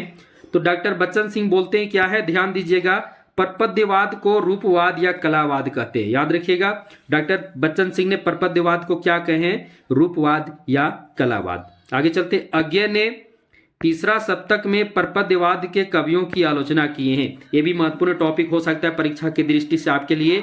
अज्ञ ने किस सप्तक में प्रपद्यवाद के कवियों की आलोचना की है? तो तीसरा सप्तक में। किस सप्तक में? तीसरा सप्तक में। अगला महत्वपूर्ण बिंदु है, नकेनवाद के अनुसार परंपराओं में उलझा कवि काव्य में स्वतंत्र प्रयोग नहीं कर सकता है। यानी नकेनवाद यानी प्रपद्यवाद के अनुसार परंपराओं में उलझा जो कवि होता है वो काव्य में स्वतंत्र प्रयोग, कैसा प्रयोग? तो जो कवि परंपराओं में उलझा रहता है वह काव्य में स्वतंत्र प्रयोग नहीं कर सकता। ये नकेनवाद के अनुसार यानी प्रपद्यवाद के अनुसार। नकेनवाद जिसे उसके हिमातियों का मतलब हुआ कि पक्षपातियों, तो हिमायतियों यानी पक्षपातियों ने प्रपद्यवाद भी कहा है। वास्तव में प्रयोगशीलता का एक अस्तित्ववाद था। ये नंद दुलारे वाजपेयी का एक कथन है। नंद दुलारे वाजपेयी ने क्या कहा है? तो देख लीजिए, नंद दुलारे वाजपेयी ने कहा है कि नकेनवाद जिसे उसके हिमायतियों यानी पक्षपातियों ने प्रपद्यवाद भी कहा है, वास्तव में प्रयोगशीलता का एक अतिवाद है। यानी ये किसने कहे? तो नंद दुलारे वाजपेयी जी ने प्रपद्यवाद के विषय में कहे। तो प्रपद्यवाद के विषय में जो प्रपद्यवाद से अक्सर प्रश्न जो आता है, एक प्रश्न आपका आ सकता है कि पहला प्रश्न आ सकता है प्रपद्यवाद की शुरुआत कब हुई? तो 1956 ईस्वी। ये महत्वपूर्ण है। प्रपद्यवाद के प्रवर्तक कौन है यानी निर्माणकर्ता कौन है? तो नलिन विलोचन शर्मा है। तीसरा प्रश्न यह बन सकता है कि नलिन विलोचन शर्मा ने किस काव्य संकलन को प्रकाशित कर प्रपद्यवाद की शुरुआत की? तो याद रखिएगा, नकेन के प्रपद्य। ये 3 महत्वपूर्ण है। और चौथा प्रश्न ये भी आता है कि इनमें से कौन सा कवि है जो प्रपद्यवाद के नहीं है? तो इस ट्रिक को याद रखिएगा, नकेन। प्रपद्यवादी को नकेन भी कहते हैं। न से नलिन विलोचन शर्मा, के से केसरी कुमार और न से क्या हो गया? नरेश। सिर्फ नरेश ही है, नरेश सिर्फ, याद रखिएगा, सिर्फ नरेश। अब आगे बढ़ते हैं। तो इतने महत्वपूर्ण बिंदु थे जो प्रपद्यवाद से अक्सर परीक्षा में पूछते हैं। अब चलते हैं नई कविता की ओर। नई कविता की शुरुआत कब हुई थी? तो 1954 ईस्वी में। कब हुई थी? 1954 ईस्वी में। नई कविता के प्रवर्तन जगदीश, यहां थोड़ा सा चंद्र को हटा, जगदीश गुप्त ने किया था। किसने किया था? तो नई कविता की जो शुरुआत जगदीश गुप्त ने 1954 ईस्वी में नई कविता पत्रिका का प्रकाशन कर किया। ये बहुत ही महत्वपूर्ण एक बिंदु है। नई कविता का प्रवर्तन किसने किया? जगदीश गुप्त ने। कब? तो 1954 ईस्वी में। तो कौन सा पत्रिका प्रकाशन कर? नई कविता पत्रिका का प्रकाशन कर। कौन सी पत्रिका का प्रकाशन कर? तो नई कविता पत्रिका का प्रकाशन कर जगदीश गुप्त ने नई कविता की शुरुआत की। नई कविता का नामकरण का श्रेय अज्ञेय को है। ये भी बहुत महत्वपूर्ण है। नई कविता का नामकरण का श्रेय किनको है? तो अज्ञेय जी को है। बच्चन सिंह ने नई कविता का आरंभ दूसरा सप्तक से मानते हैं। कितना महत्वपूर्ण बिंदु, एक एक बिंदु महत्वपूर्ण है। बच्चन सिंह नई कविता का आरंभ कब से मानते हैं? तो दूसरा सप्तक से। सप्तक कितने? तो आपको पता है सप्तक चार तार सप्तक है। अब सभी सप्तक का आप हमें कमेंट में सबका एक करके ईस्वी सन भी बताइएगा, कौन सा सप्तक कब आया, वो आप हमें कमेंट में जरूर बताइएगा। आगे बढ़ते हैं। विजय देव नारायण शाही ने नई कविता को लघु मानव की प्रतिष्ठा की। यहां प्रतिष्ठा छूट गया। लघु मानव की प्रतिष्ठा की विजय देव नारायण शाही ने। अगला महत्वपूर्ण बिंदु है कैक्टसवाद। यानी कैक्टसवाद क्या होता है? जिसमें उत्साह, जीवन आकांक्षा, अनगढ़ता का प्रतीक, इसी को क्या कहा जाता है? कैक्टसवाद का जन्म नई कविता से माना जाता है। याद रखिएगा, ये भी प्रश्न यहां से पूछ सकता है कि कैक्टसवाद का जन्म कब से माना जाता है। नहीं तो याद रखिएगा नई कविता से माना जाता है। किससे माना जाता है? नई कविता से। नई कविता आंदोलन में काव्य सर्जना करने वाले कवि वास्तविक व्यक्ति अनुभूति की झलक दिखती है। ध्यान दीजिएगा, एक पॉइंट बहुत ही महत्वपूर्ण है। नई कविता आंदोलन में काव्य सर्जना करने वाले जो कवि हैं उनकी वास्तविक जो व्यक्तिगत अनुभूति है वही झलकती दिखती है। उसे देखते हैं। जैसे उनका एक पंक्ति है, चेहरे थे असंख्य आंखों थी, चेहरे थे असंख्य आंखें थी, दर्द सभी में था, जीवन का दंश सभी में ने जाना था। कितना महत्वपूर्ण ये पंक्ति है। चेहरे थे असंख्य आंखें थी, दर्द सभी में था, जीवन का दंश सभी ने जाना था। इसलिए कहा गया कि नई कविता आंदोलन के काव्य सर्जना करने वाले जो कवि थे वास्तविक व्यक्तिगत अनुभूति की झलक उनके अंदर दिखती, उनकी काव्य सृजना के अंतर्गत दिखती, यानी व्यक्तिगत यानी वास्तविकता को बताते थे। अगला महत्वपूर्ण बिंदु है नई कविता में दो ही प्रमुख तत्व हैं। नई कविता में कितने प्रमुख तत्व हैं? तो दो प्रमुख तत्व हैं। कौन कौन? पहला है अनुभूति की प्रामाणिकता और दूसरा है बुद्धिमूलक अर्थार्थवादी दृष्टि। यानी नई कविता में दो प्रमुख तत्व रहे, अनुभूति की प्रामाणिकता और बुद्धिमूलक अर्थार्थवादी दृष्टि। नई कविता में अस्तित्ववादी तथा मार्क्सवादी दर्शन का भी प्रभाव रहा है। याद रखिएगा, नई कविता में अस्तित्ववादी और मार्क्सवादी दोनों दर्शन का प्रभाव रहा है। अस्तित्ववादी दर्शन के प्रतिनिधि कौन है? तो अज्ञेय हैं। यानी अस्तित्ववादी दर्शन के प्रतिनिधि कवि अज्ञेय हैं और मार्क्सवादी दर्शन के प्रतिनिधि कवि कौन है? तो मुक्ति बोध है। कितना महत्वपूर्ण बिंदु, एक एक बिंदु को समझते जाना। अब आगे बढ़ते। नई कविता की प्रवृत्तियां एवं काव्यगत विशेषताएं। नई कविता की प्रवृत्तियां और काव्यगत विशेषताओं पर चर्चा करते। सबसे पहले लघु मानव की प्रतिष्ठा, यानी मानव जीवन को महत्वपूर्ण मानकर उसे काव्य में अर्थपूर्ण दृष्टि प्रदान की गई। यानी मानव जीवन को महत्वपूर्ण मानकर उसे क्या किया गया? तो काव्य में अर्थपूर्ण दृष्टि प्रदान की गई। इसलिए इसमें लघु मानव की प्रतिष्ठा इसका मतलब हुआ। दूसरा है अनुभूतियों का वास्तविक चित्रण। अनुभूतियों का वास्तविक चित्रण अर्थात मानव और समाज को काव्य में जोड़कर उनके बीच होने वाले अनुभूतियों की सच्चाई का चित्रण किया जाना। यानी समझ लीजिए अनुभूति यानी अर्थात एक व्यक्ति के मन की अनुभूतियों का वास्तविक चित्रण नई कविता में किया गया। तीसरा महत्वपूर्ण काव्य प्रवृत्ति है, विशेषता है समय का महत्व। यानी मनुष्य जीवन में एक क्षण को महत्वपूर्ण मानकर उनके अनुभूतियों को कविता में स्थान प्रदान किया गया है। यानी जो कवि हुआ करते थे नई कविता के कवि, वे मनुष्य जीवन के एक क्षण को महत्वपूर्ण मानते थे और उनको उन्होंने कवि अपने कविता में क्या किए? स्थान दिए। अगला महत्वपूर्ण विशेषता है काव्य विशेषता प्रवृत्ति है मानवता के प्रति संवेगात्मक भाव। यानी समाज में रहने वाले संघर्षशील और शोषित वर्ग के प्रति अपार सम्मान का भाव जागृत करना। यानी नई कविता के जो कवि हुए थे उनके अंदर जो समाज में रहने वाले जो शोषित वर्ग है, जो संघर्ष कर रहे हैं, उनके प्रति उनका जो भाव था वो अपार रूप से सम्मान का भाव था। उन्हें वो सम्मान के भाव से देखते थे, क्योंकि कहा जाता है कि जो शोषित वर्ग और संघर्षशील वर्ग थे वो अक्सर समाज में उपेक्षित रहे, परंतु जो नई कविता के जो कवि रहे उन्होंने क्या किया, उन लोगों के साथ, किनके साथ, जो संघर्ष कर रहे थे, तो संघर्ष कौन कर रहे थे, शोषित वर्ग ही कर रहे थे, जिसे मजदूर, किसान, जो गरीब लोग हुआ करते थे या फिर नीच जाति के लोग हुआ करते थे, वही क्या कर रहे थे, संघर्ष कर रहे थे। और उन्हीं के प्रति जो है नई कविता के जो कवि रहे उनका सम्मान का भाव रहा उनके ऊपर। अन्य महत्वपूर्ण और भी विशेषताएं रहे। भोगे व यथार्थ पर बल दिया गया, नवीनता के प्रति नवी कविता में विशेष ध्यान दिया गया, और नई कविता में प्राकृतिक सुंदरता का भी चित्रण अनेक बिंबों द्वारा किया गया। यानी ये सभी महत्वपूर्ण क्या थे, तो नई कविता के ये सभी विशेषताएं थे, प्रवृत्ति यानी काव्यगत विशेषताएं थे। लघु मानव की प्रतिष्ठा की गई, अनुभूतियों का वास्तविक चित्रण किया गया, समय को महत्व दिया गया, और मानवता के प्रति संवेगात्मक भाव, यानी मानवता के प्रति जो भाव होना चाहिए, मानवता का मतलब होता है जिसमें सभी मनुष्य को एक समान दृष्टि से देखा जाए, तो उसके प्रति भी संवेगात्मक भाव था। इसके अलावा भोगे व यथार्थ पर बल दिया गया, नवीनता के प्रति नई कविता में विशेष ध्यान दिया गया, और नई कविता में प्राकृतिक सुंदरता का भी चित्रण किया गया। अब हम आगे बढ़ते हैं। जितने भी विद्वान है, उन विद्वानों का जो नई कविता के प्रति जो उनका मत रहा है, उन सभी मतों की चर्चा करते हैं।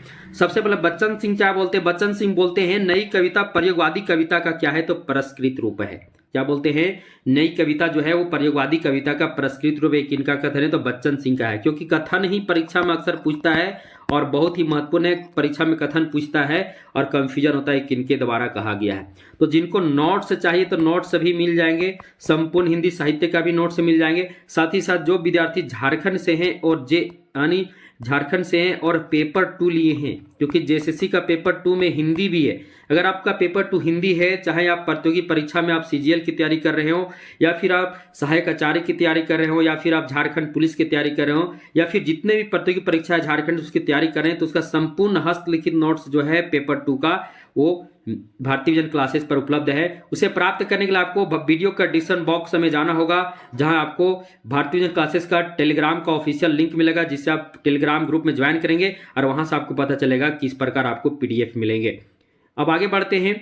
मुक्तिबोध क्या कहते हैं, तो मुक्तिबोध कहते हैं नई कविता विविधमय जीवन के प्रति आत्मचेतस व्यक्ति की प्रतिक्रिया है। ये कौन कहें, तो ये कहने वाले मुक्ति बोध है। सभी कथन बहुत ही महत्वपूर्ण है। अब अज्ञे जी ही क्या कहे हैं नई कविता के बारे में, तो अज्ञे जी कहते हैं नई कविता बुनियादी तौर पर दीक्षा दंश की कविता है। ये किनका कथन है, तो अज्ञे जी का कथन है। किनका कथन है, अज्ञे जी का कथन है कि नई कविता जो है वो बुनियादी तौर पर दीक्षा दंश की कविता है।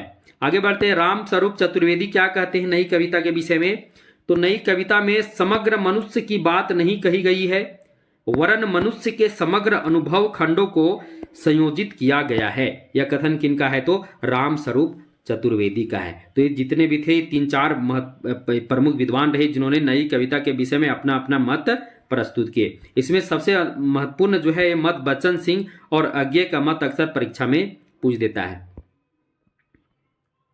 आगे बढ़ते हैं। नई कविता के प्रमुख कवि और उनकी रचनाओं की भी चर्चा करते हैं। हम आपको वीडियो क्लास के प्रारंभ में बता दी थी कि ये महामैराथन क्लास है जिसमें बहुत सारे टॉपिक की चर्चा एक ही जगह होगी। अब नई कविता के जितने भी प्रमुख कवि हैं उनकी रचनाओं की चर्चा करते हैं।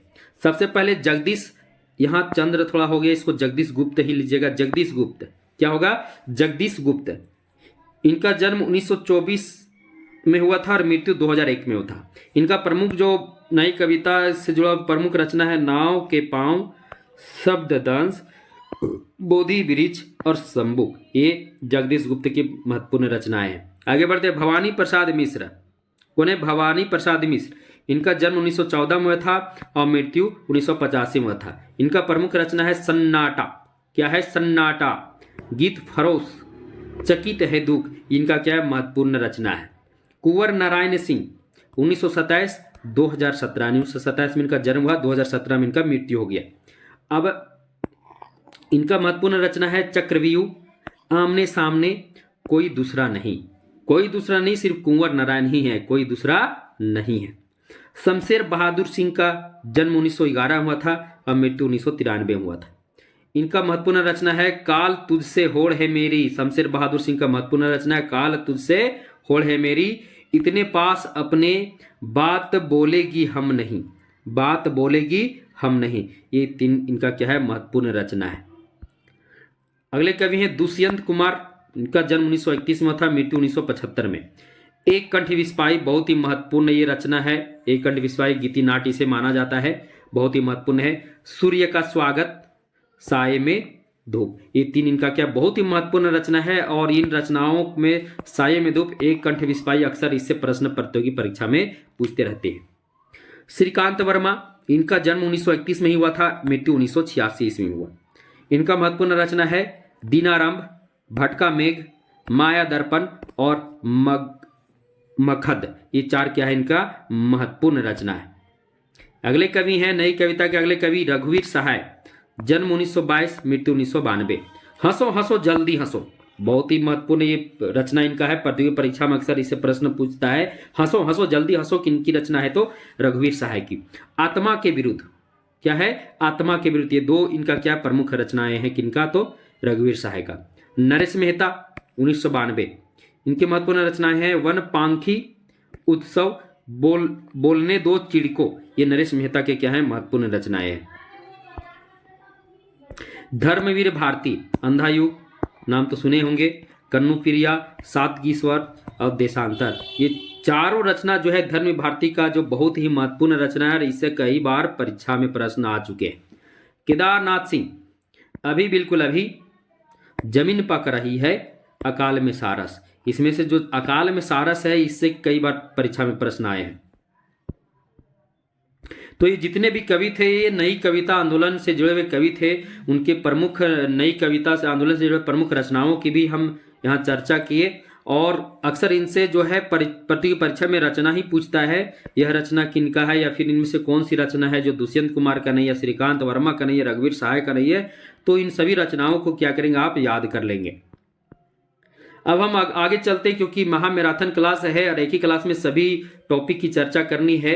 अब हम आगे चलते हैं नई कविता के बाद साठोत्तरी कविता आंदोलन की ओर चलते, जो सबसे महत्वपूर्ण आज के टॉपिक के लिए सबसे महत्वपूर्ण है, साठोत्तरी कविता आंदोलन। साठोत्तरी कविता जो आंदोलन चला था, साठोत्तरी कविता का आंदोलन, विभिन्न अलग अलग काव्य आंदोलन चले थे। सभी काव्य आंदोलन की चर्चा करेंगे जहां से परीक्षा में प्रश्न पूछे जाते हैं।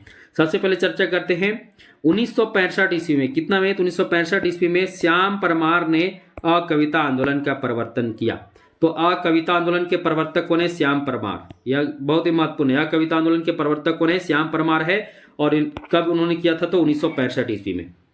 आगे 1965 ईस्वी में ही सल्लभ श्री ने युत्सवादी कविता आंदोलन का प्रवर्तन किया। तो देखिए यहाँ पर युत्सवादी काव्य आंदोलन के प्रवर्तक कौन है, सल्लभ श्री है।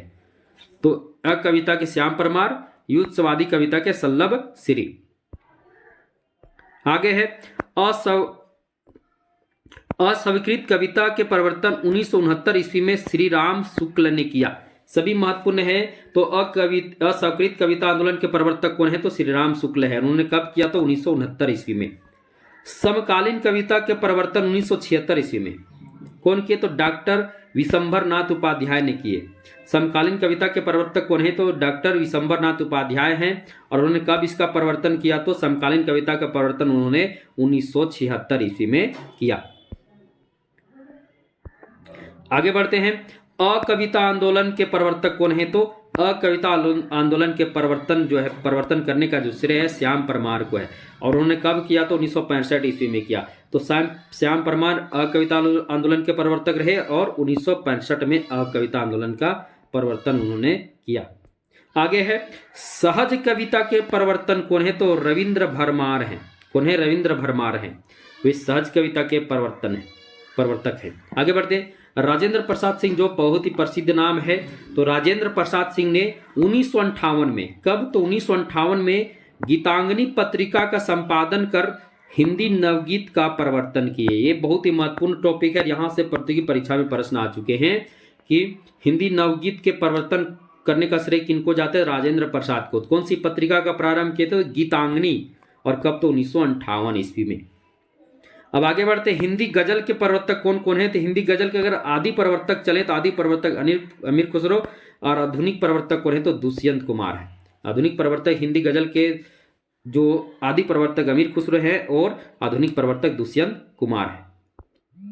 आगे है बीट पीढ़ी के प्रवर्तक कौन है, तो बीट पीढ़ी के प्रवर्तक राजकमल चौधरी जी हैं। कौन है, राजकमल चौधरी जी। और दलित कविता के प्रवर्तक कौन है, तो संत रैदास है। दलित कविता के प्रवर्तक कौन है, संत रैदास है। अभी जितने यहाँ टॉपिक हम लिए हैं सभी नई जो साठोत्तरी काव्य आंदोलन है, साठोत्तरी काव्य आंदोलन के अंतर्गत जितने भी टॉपिक है, जितने भी काव्य आंदोलन है उसके जो प्रवर्तक है सभी की चर्चा किए।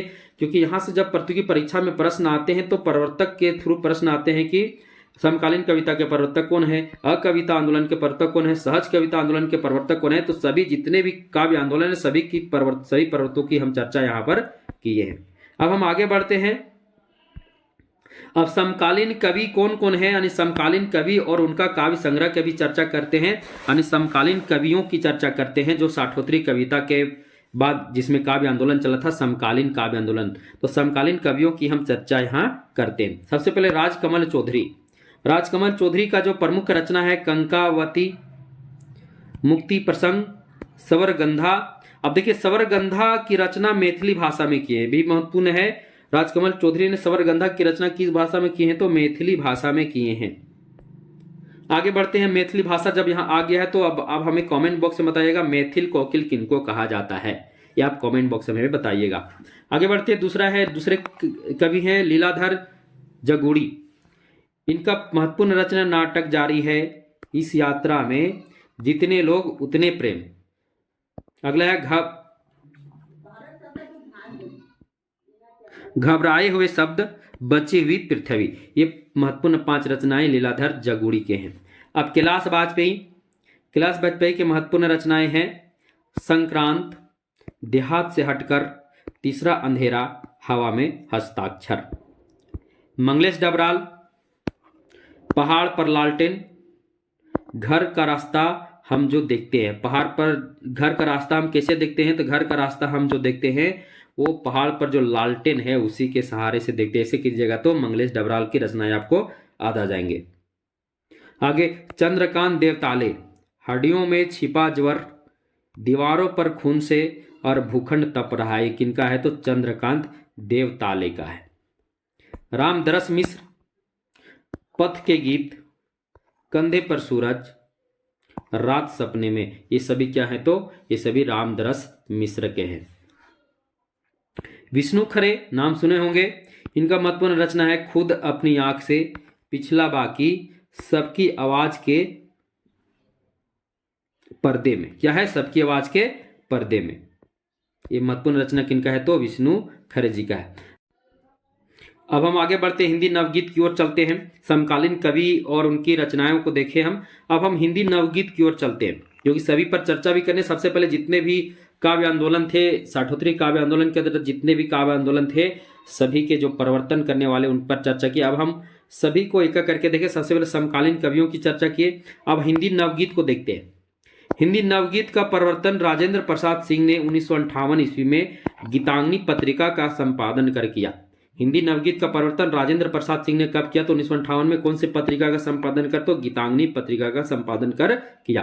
डॉक्टर गणपति चंद्र गुप्त ने राजेंद्र प्रसाद सिंह को हिंदी नवगीत का प्रवर्तक माना है। यानी राजेंद्र प्रसाद सिंह को हिंदी नवगीत का प्रवर्तक कौन माने हैं, तो डॉक्टर गणपति चंद्र गुप्त जी ने माने। अब देखिए हिंदी नवगीत के संदर्भ में जितने भी विद्वान हैं सभी का क्या क्या मत रहा है। सबसे पहले रविंद्र भरमार का क्या मत रहा है, तो उन्होंने कहा है नवगीत रागात्मक चेतना का पर्याय है। ये किसने कहा है, तो ये कहने वाले रविंद्र भरमार है। श्री कृष्ण तिवारी जी क्या कहते हैं, नवगीत हिंदी कविता की खोई हुई अस्मिता की तलाश है। ये कौन कहते हैं, तो श्री कृष्ण तिवारी जी कहते हैं। आगे बढ़ते हैं। सोम ठाकुर जी क्या बोलते हैं, तो सोम ठाकुर कहते हैं नवगीत सामाजिक पलायन के विरुद्ध है। ये कौन बोलते हैं, तो सोम ठाकुर जी बोलते हैं। अब वीरेंद्र मिश्र का क्या कथन है नवगीत के विषय में, तो वो कहते हैं नवगीत आस्थाशील अनुभूतियों का निर्बंध समवेत स्वर है। ये कहने वाले कौन है, तो वीरेंद्र मिश्र हैं। तो ये विद्वान रहे जो नवगीत के विषय में अपना अपना मत प्रकट किए। अब हम आगे चलते हैं। नवगीत के जो प्रमुख रचना और रचनाकार हैं सभी की चर्चा करते हैं। सबसे पहले डॉक्टर शंभुनाथ सिंह। शंभुनाथ सिंह का प्रमुख रचना है रूप रश्मि, छायालोक, जहां दर्द नील है। ये तीन रचना किनका जो महत्वपूर्ण रचना है जो नवगीत से संबंधित है, तो डॉक्टर शंभुनाथ सिंह। वीरेंद्र मिश्र, वीरेंद्र मिश्र का है गीतम, लेखनी बेला, अतिराम चल मधुवंती। ये तीन किनका है, तो ये अविराम है ना, अविराम चल मधुवंती, ये वीरेंद्र मिश्र का है। आगे बढ़ते रामावतार त्यागी का क्या है, तो नया खून, आठवां घर, गाता हुआ दर्द। ये तीन महत्वपूर्ण रचना किनका है, तो रामावतार त्यागी जी का है। और राजेंद्र प्रसाद सिंह जो हिंदी नवगीत के प्रवर्तक हैं, इनका महत्वपूर्ण रचना है भूमिका, दिग्वधु, संजीवन कहाँ, आओ खुली ब्यार और भरी सड़क पर। ये सभी किनका रचना है, तो राजेंद्र प्रसाद सिंह की महत्वपूर्ण रचना है। तो ये हिंदी नवगीत के प्रमुख रचनाकार हैं, उनकी रचना भी देख लिए। हिंदी नवगीत के प्रवर्तक कौन हुए, तो हिंदी नवगीत के प्रवर्तक राजेंद्र प्रसाद सिंह। किस पत्रिका का संपादन किए थे, तो गीतांगनी पत्रिका का संपादन 1958 ईस्वी में करके हिंदी नवगीत का क्या किया, उन्होंने शुरुआत की। अब हम आगे बढ़ते हैं, हिंदी गजल की ओर चलते हैं।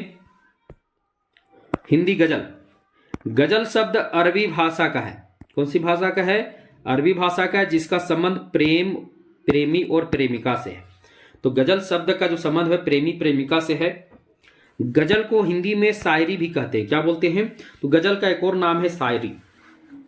हिंदी गजल के आदि प्रवर्तक अमीर खुसरो हैं, ये भी बहुत महत्वपूर्ण है। हिंदी गजल के आदि प्रवर्तक कौन है, तो अमीर खुसरो हैं। कुछ विद्वान कबीर दास को भी मानते हैं, कुछ विद्वान कबीर दास को भी हिंदी गजल का प्रवर्तक मानते हैं, लेकिन आदि प्रवर्तक कौन है, तो अमीर खुसरो है। हिंदी गजल के आधुनिक प्रवर्तक कौन है, तो हिंदी गजल के आधुनिक प्रवर्तक जो है दुष्यंत कुमार है। कौन है, दुष्यंत कुमार, जिनको हिंदी गजल का क्या कहा जाता है, तो आधुनिक प्रवर्तक कहा जाता है। और गजल सम्राट अभी शायद दुष्यंत, यानी गजल सम्राट भी दुष्यंत कुमार को ही कहा जाता है। गजल सम्राट भी किनको कहा जाता है, दुष्यंत कुमार को ही कहा जाता है। अब हिंदी गजल के प्रति प्रमुख मत, सबसे पहले हिंदी साहित्य कोश ने क्या कहा है, जो हिंदी साहित्य कोश के द्वारा कहा गया, गजल का अर्थ नारियों से प्रेम की बातें करना। गजल का अर्थ नारियों से प्रेम की बातें करना, ये हिंदी साहित्य कोश के द्वारा इस बात को कहा गया।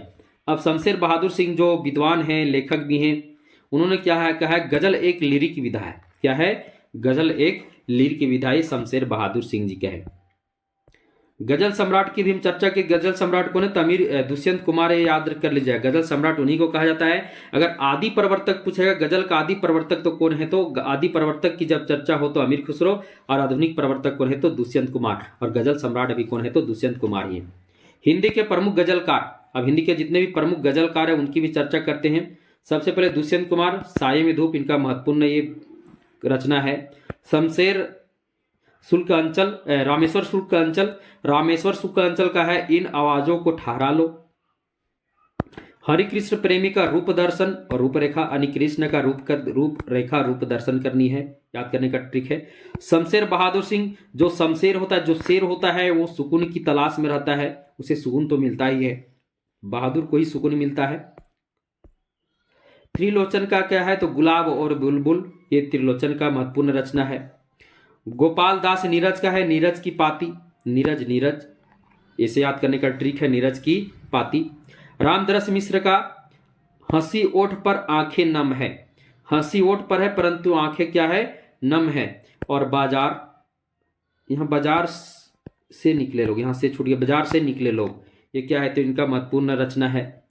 अब कुंवर बेचैन को देखते हैं, कुंवर बेचैन का महत्वपूर्ण रचना है पत्थर की बांसुरी, पत्थर की बांसुरी, रसियां पानी की, ये किनकी रचना है, तो कुंवर बेचैन की रचना है।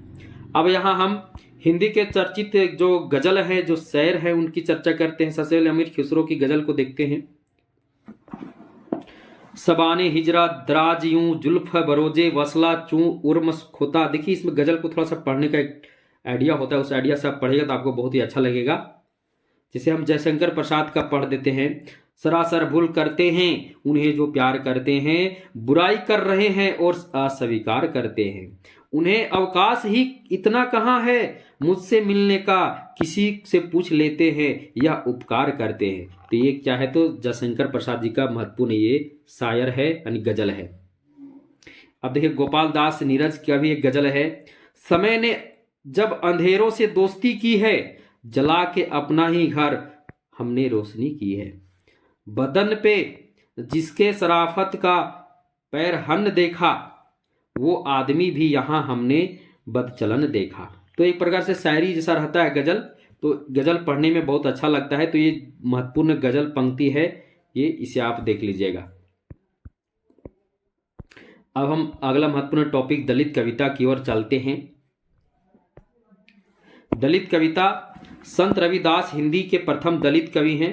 बहुत ही महत्वपूर्ण है, परीक्षा में पूछ सकता है हिंदी के प्रथम दलित कवि कौन है, तो संत रविदास यानी रैदास कौन है, तो संत रैदास जो है हिंदी के प्रथम दलित कवि हैं। आधुनिक काल में हिंदी के प्रथम दलित कवि, अब आधुनिक काल में चले जाइए, आधुनिक काल में हिंदी के प्रथम दलित कवि कौन है, तो हीरा डोम है। कौन है, हीरा डोम और स्वामी अछूतानंद, ये दोनों को आधुनिक काल में हिंदी का प्रथम दलित कवि माना जाता है। तो आधुनिक काल में हिंदी का प्रथम दलित कवि हीरा डोम और स्वामी अछूतानंद, और संत रविदास को हिंदी का प्रथम दलित कवि कहा जाता है। हीरा डोम की कविता अछूत की शिकायत, कौन सी कविता इनका है, अछूत की शिकायत को हिंदी की प्रथम दलित कविता माना जाता है। इस कविता का प्रकाशन 1914 ईस्वी में सरस्वती पत्रिका में हुई थी। अब यहाँ ध्यान दीजिएगा, ये हिंदी के प्रथम दलित कवि हैं, क्योंकि संत रविदास जो थे वो निम्न जाति के थे, इसलिए इनको हिंदी का प्रथम दलित कवि माना गया है। जबकि आधुनिक काल में हिंदी का प्रथम दलित कवि हीरा डोम और स्वामी अछूतानंद को माना जाता है। और हीरा डोम की ही कविता है अछूत की शिकायत, जिसे हिंदी का प्रथम दलित कविता माना जाता है। इस कविता का प्रकाशन जो है 1914 ईस्वी में सरस्वती पत्रिका में हुई थी। तो मुझे उम्मीद है आज की क्लास आपके लिए बहुत ही महत्वपूर्ण होगा। आज हम इस क्लास में संपूर्ण जो प्रयोगवाद के बाद जितने भी काव्य आंदोलन थे, सभी काव्य आंदोलन पर चर्चा किए। साथ ही साथ हम दलित कविता और हिंदी गजल की भी चर्चा किए। तो जो विद्यार्थी अभी तक भारतीय जन क्लासेस को सब्सक्राइब नहीं किए, सब्सक्राइब कर देना, बेल आइकन को भी क्लिक कर देना, और जितना हो सके